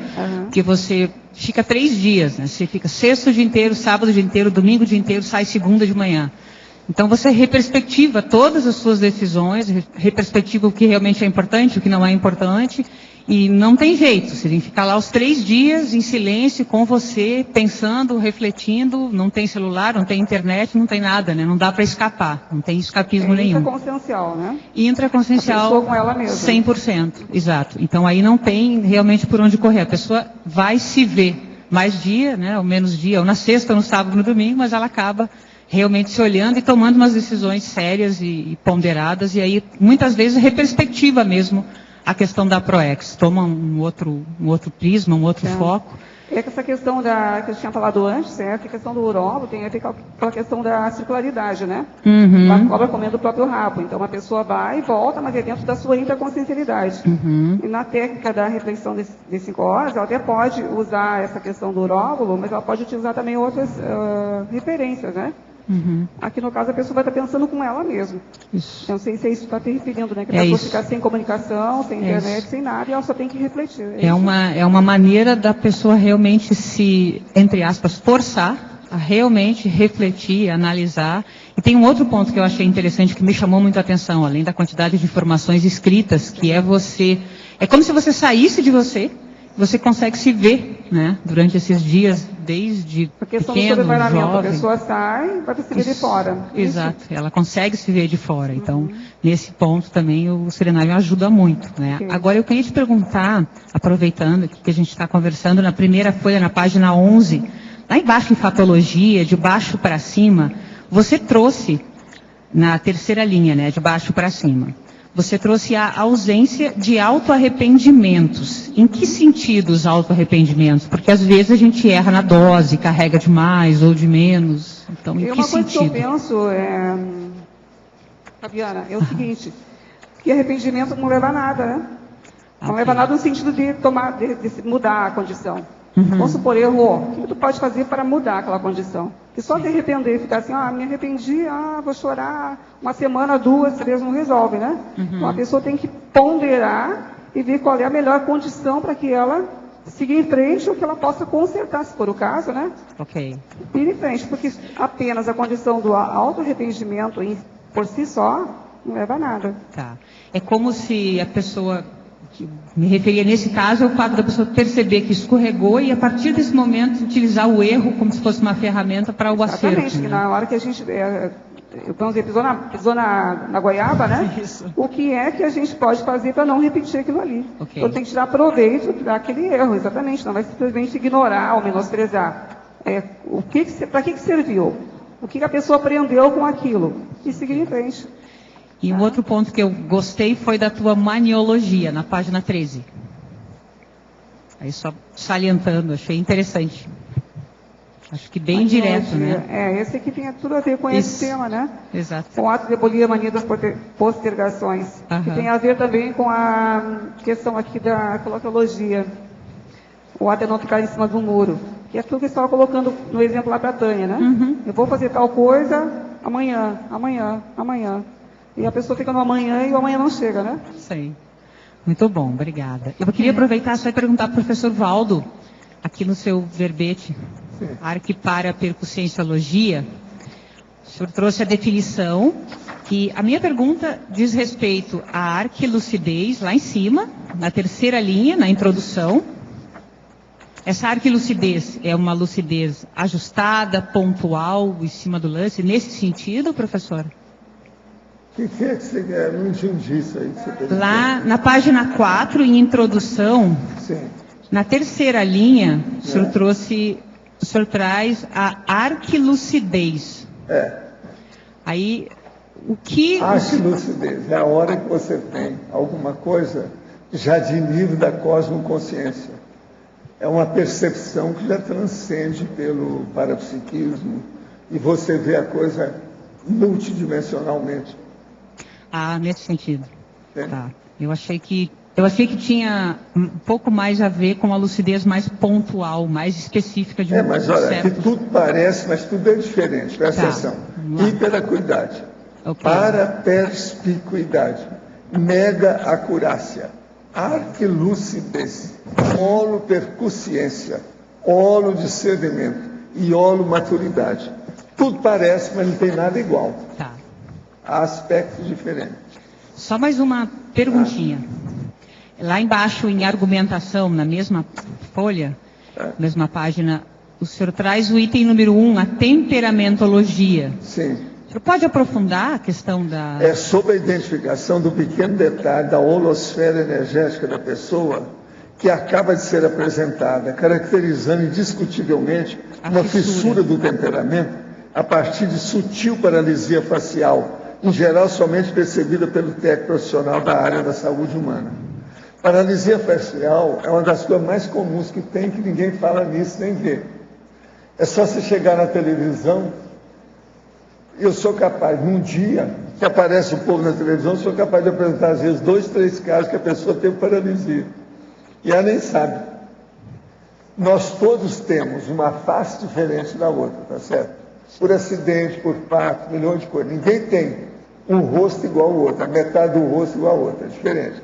Agora, por exemplo, se uma pessoa fala e de um lado está mais jovem, cheio de vida e menos enrugado, e do outro ela fala, tem menos ruga, isso mostra que ela teve paralisia desse lado. Agora, na televisão você vê às vezes umas moças lindas e ela tem paralisia facial. Agora veja, às vezes aquela paralisia veio no momento, por exemplo, que ela nem percebeu que estava resfriada, alguma coisa, foi um processo de alergia, um problema que mexeu no trigêmeo, no nervo, milhões de coisas, ela não vê. Então você veja, esse processo aí, o temperamento às vezes está nisso também. Por aí a gente vai ver se a pessoa tem lucidez maior ou não. Isso é muito sutil.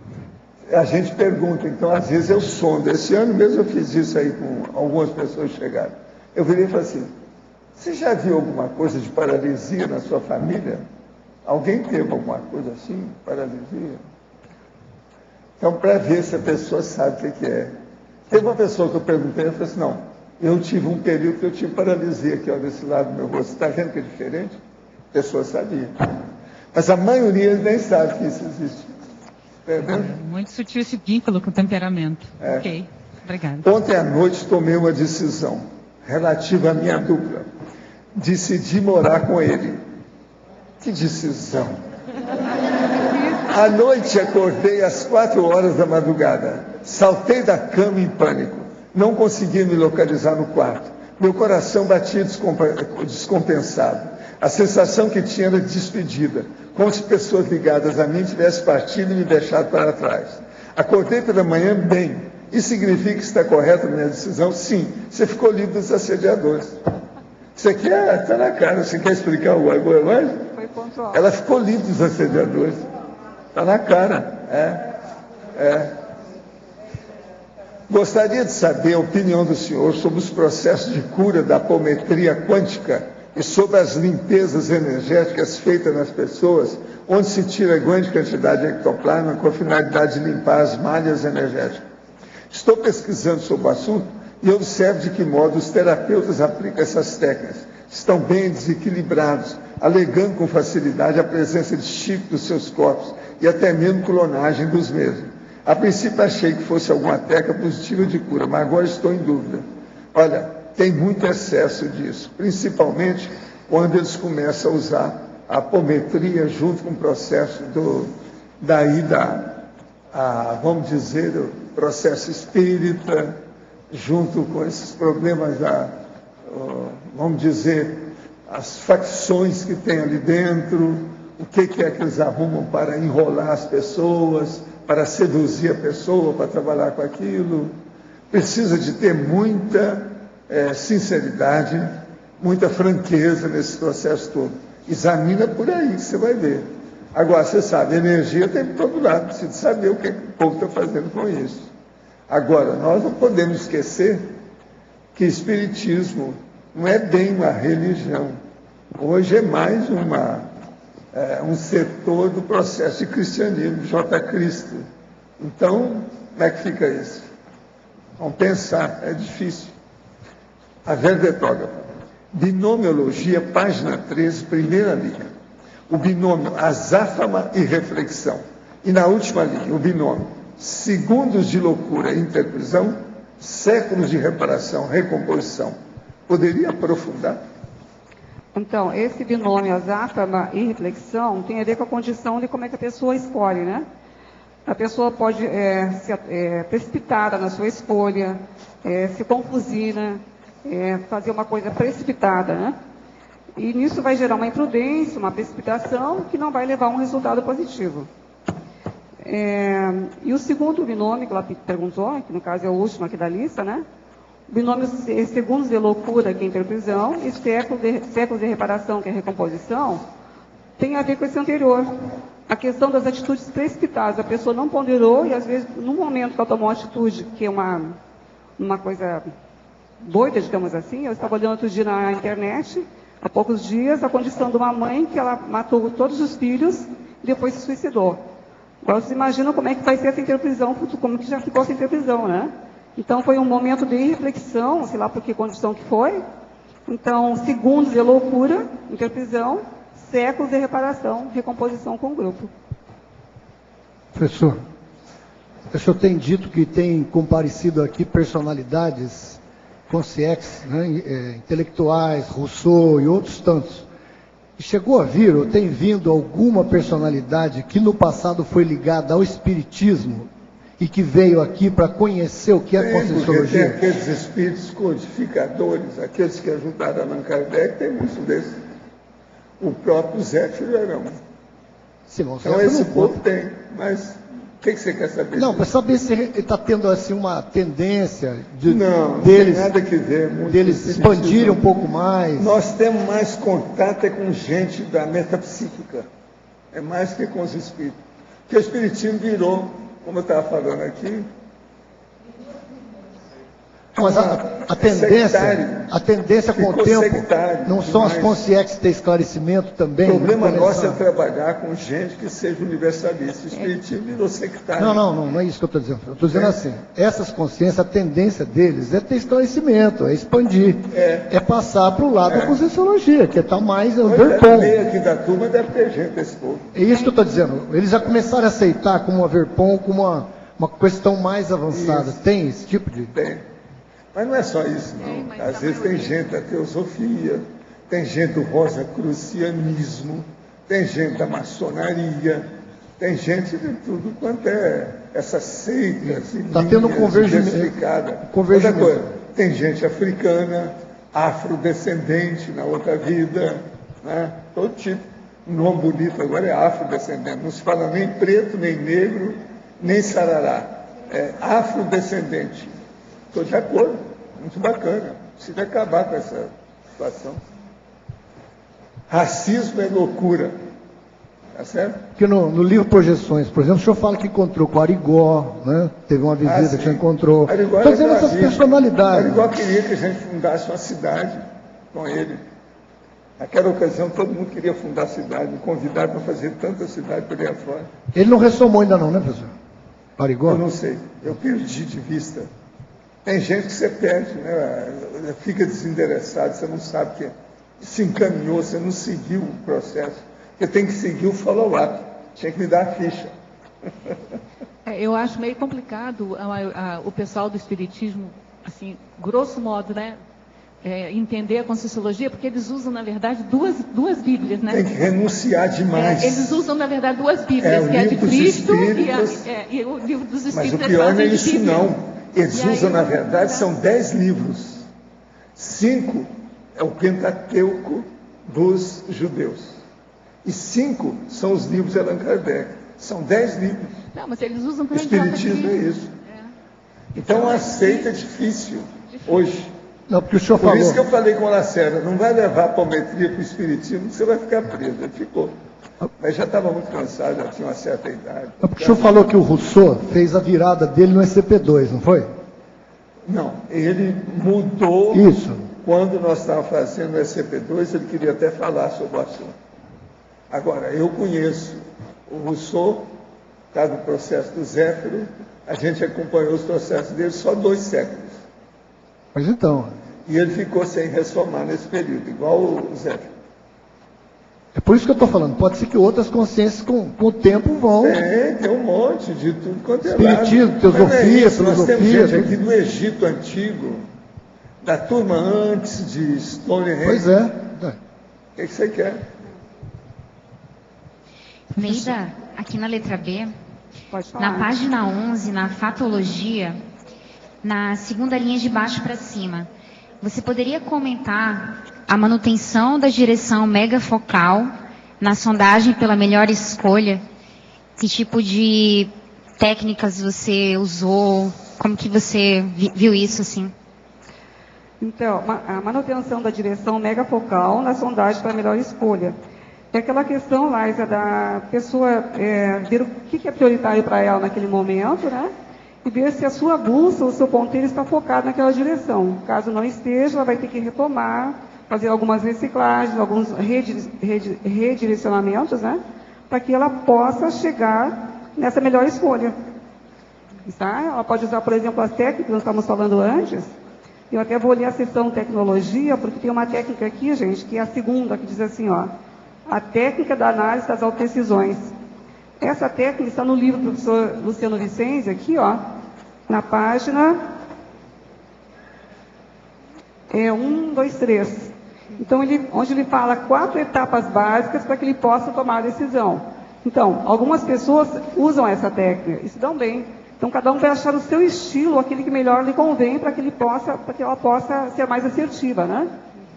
Certo. Então, nesse caso, Laísa, para a pessoa fazer esse reajuste da direção megafocal, nada melhor do que a pessoa pensar, refletir, porque a base de tudo é o autodiscernimento. Sem reflexão, a gente não vai chegar numa condição mais produtiva. Certo. E na página 12, você poderia comentar o sinergismo, equilíbrio íntimo, juízo crítico, decisão prudente? Eu penso que esse sinergismo aqui, Laisa, seja assim, ó, a condição ideal, né? Quando a pessoa pensou, refletiu, ponderou, e ela está, por exemplo, no sinergismo anterior tem assim, ó, vontade, intenção, ação. Para mim, a vontade significa assim, o que eu quero. Intenção, para que eu quero. E a ação é como que eu vou fazer isso aí e chegar num resultado positivo, né? Então, para que a pessoa consiga executar esse sinergismo, nada melhor do que ter um equilíbrio íntimo, um juízo crítico, para conseguir chegar numa decisão prudente. Porque, veja bem, se você olhar a numerologia, tem vários tipos de decisão, que se a pessoa não tiver esse equilíbrio íntimo, esse juízo crítico, ela não vai conseguir. Por exemplo, aqui a primeira, veja aí, ó, que é numerologia. A decisão precipitada, que é a autorreflexão, a pessoa não pensou. A decisão postergada, a autonegligência, a pessoa empurrou com a barriga, né?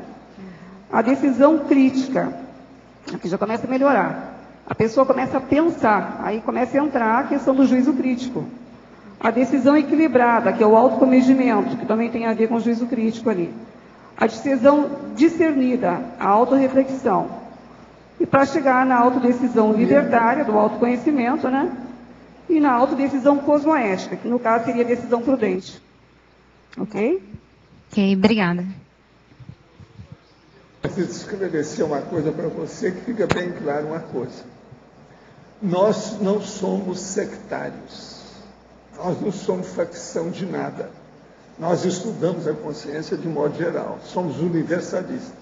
Na hora que nós temos esse princípio, se atrai gente de todas as naturezas e procedências. Você entendeu? Por isso é que tem de tudo. Desde o George Washington, você está entendendo? Franklin, né? E outro. E Abraham Lincoln, e outros tantos. É que eu nunca ouvi falar aqui, por exemplo, eu estou falando um exemplo, Bezerra de Menezes, sei lá, um desses ícones do espiritismo apareceu aqui para ver, para criticar, para falar alguma coisa, uma consciência, entendeu? Por isso que eu queria saber se algum deles já chegou aqui, mesmo que eu faça de seu pau. Está cheio de espírito aqui, todo dia aparece cara que foi espírita. Essas vezes, tem muitos deles que são dessa turma.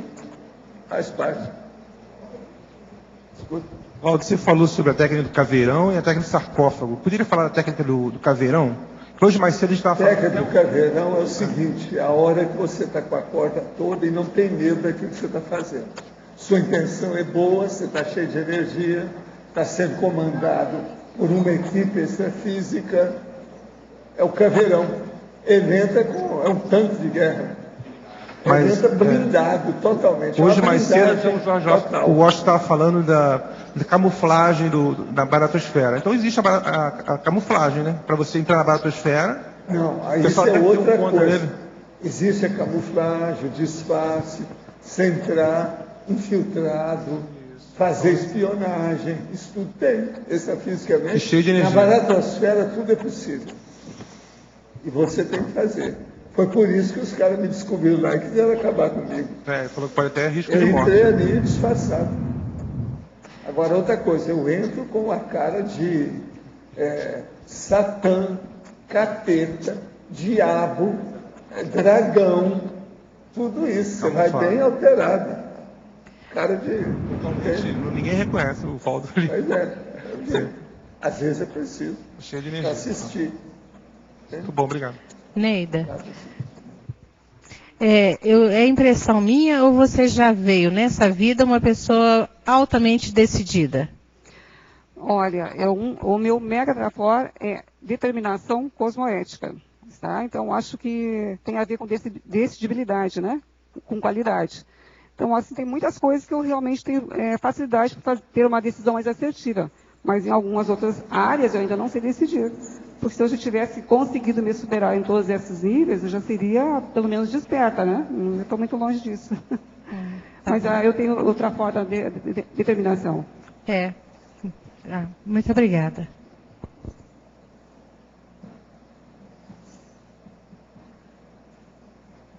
Professor, só uma perguntinha rápida. O senhor falou agora há pouco sobre o pandeiro, e eu acho que respondendo uma pergunta da Grace, ou sua, né? O senhor falou da autogerência extrafísica do pandeiro. Na verdade, são duas perguntas. O pandeiro foi a comunidade extrafísica que funcionou de 70 a 85, né? É isso? O que mais? E a segunda pergunta é esse gerenciamento extrafísico. São essas duas questões. Sim. O que tem? Como que funciona esse gerenciamento extrafísico lá? Escuta, as consciências vão ajudando quem ajuda. Quanto mais você ajudar, mais você vai ser ajudado. Esse é o caminho. É assim. Estudo equipes, equipex. Agora, o ideal é a hora que a equipex casa com a equipinha. Então fica equipe intrafísica, equipe extrafísica junto. É assim que a gente trabalha. Meu caso todo é esse. Para que aconteça então, isso. Todo mundo que trabalha mais próximo ao meu serviço é da minha equipe intrafísica. Todo mundo que trabalha extrafisicamente junto ao nosso trabalho é junto do enumerador. Então nós estamos todos entrosados. Nos ajuda os outros, de todo jeito. Então, Isso amplia e potencializa a proteção, a defesa, a blindagem, a segurança. Entende? Entendi. É um serviço mesmo de alarme. Sim. De proteção. Ficou claro o casamento entre os dois. Ok. Uhum. Agora, Neida, Eneida, Eloneida. Vamos trabalhar cada vez mais? O seu nome é igual ao meu, você sabe. Eu tenho Evaldo, Etevaldo, tá? Tem um monte de Valdo. Neida é a mesma coisa. Nós somos sufixos dos outros. Ela é sufixo dos outros, igual eu. Entende? Valdo, Evaldo, Etevaldo, entende? Tem um monte. Nivaldo, Osvaldo. Ah lá, tem o Osvaldo.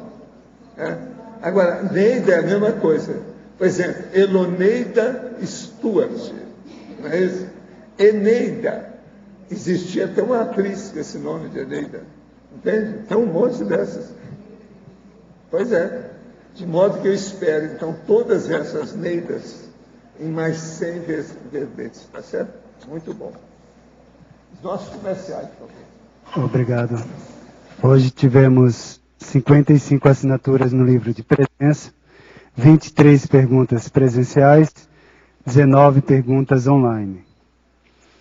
Os recados de hoje: o Albert sobre a jornada de conscienciometrologia, a Liza sobre a semana da INVEX, o Lindomar sobre a holoteca, a Sandra sobre o curso Fundamentos da Conviviologia e a Milces sobre o Fórum de Pesquisa da ARAC. Sol, boa tarde.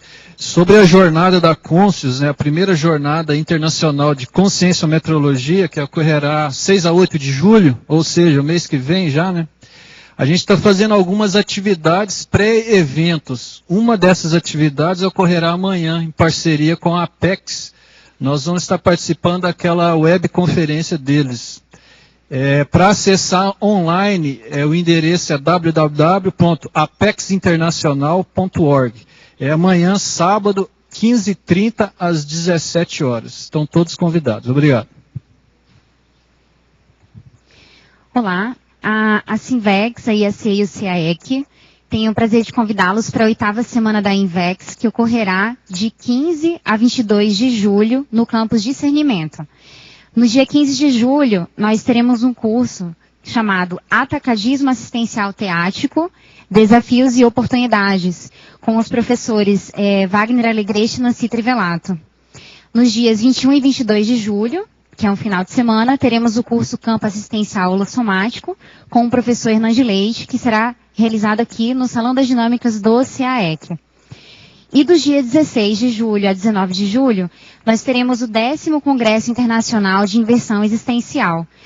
Desse 10º Sinvex, eu gostaria de destacar hoje uma atividade que ocorrerá no dia 18 de julho, que é a mesa de debates, planejamento da GESCOM Invexológica. Nós teremos como mediador o professor Maximiliano Raimann, que é autor do livro Síndrome do Ostracismo, e teremos 6 autores inversores para debater, tirar dúvidas vocês também pegarem qualquer curiosidade que vocês tenham, como que é na prática fazer uma GESCOM conscienciológica e, no caso, mais especificamente, uma GESCOM de um investidor existencial. Então vai ser uma oportunidade para fazer um pinga-fogo com vocês e aproveitar ao máximo aí essa oportunidade. Para quem tiver interesse em participar conosco da Semana da Invex, as inscrições podem ser feitas aqui na recepção do CAEC, pelo telefone 45-3525-2652, ou pelo e-mail caec@caec.org, e também com a Sinvex no campus de Invexologia. Vocês podem mandar um e-mail para a gente, para o cursos@sinvex.org. Obrigada. Boa tarde a todos. A Holoteca comunica que continua com a sua abertura noturna. Todos os sábados, das 18 às 21h30, a Holoteca está aberta para atender todas as pessoas que durante a semana não têm pouco tempo para fazer suas pesquisas e também para as pessoas que querem contribuir com os trabalhos internos da Holoteca. Nessa semana, nesse sábado, a gente vai ter uma aula com a professora Ana Maria Pereira, que ela já é voluntária da Holoteca há 8 anos. E ela vai passar para a gente essa experiência de todo esse tempo de voluntariado e da importância que a Holoteca tem em relação à interface com a SOCIM. Então, a partir das 18 horas, sábado, a gente se encontra na Holoteca. Obrigado. Boa tarde a todos. O Colégio Invisível da Conviviologia e o CAEC convidam para o curso Fundamentos da Conviviologia, que ocorrerá dias 24, 25 e 26 de agosto de 2012. Hoje nós vamos destacar uma pergunta que tem a ver com o verbete de hoje. Você sabe escolher bem suas companhias evolutivas? Então, se você tiver interesse em aprofundar mais esses assuntos, nós vamos abordar também numa aula chamada Fundamentos da Conviviologia, que será ministrada pelos professores Sandra Tornieri, sou eu mesma, e a professora Mariana Nieto, que vem da Argentina exclusivamente para ministrar esse curso. Então, estão todos convidados, quem quiser fazer a inscrição, pelo telefone 4525-2652 ou pelo e-mail caec@caec.org. Obrigada. Boa tarde. Meu convite é para os tertulianos. A Aracê vai promover um fórum de pesquisa que vai acontecer no dia 3 de junho, no campus da Aracê, em Domingos Martins, lá na Cognópolis, Pedra Azul. O debate, o fórum, será debatido o tema admiração e discordância no cotidiano. Será apresentado pelo pesquisador Vinícius Bernardi, empresário voluntário da Aracê. Vai acontecer no domingo, agora próximo, no próximo domingo, das 9 às 11 horas. Vai ser no plenário do campus, e o e-mail para participação e maiores informações é cientifico@arac.org. Muito obrigado, espero todos lá. Para amanhã teremos o verbete Transposição Precipitada. A especialidade é a falaciologia, de autoria do professor Alexandre Zaslavski. Obrigado pela sua presença e até amanhã.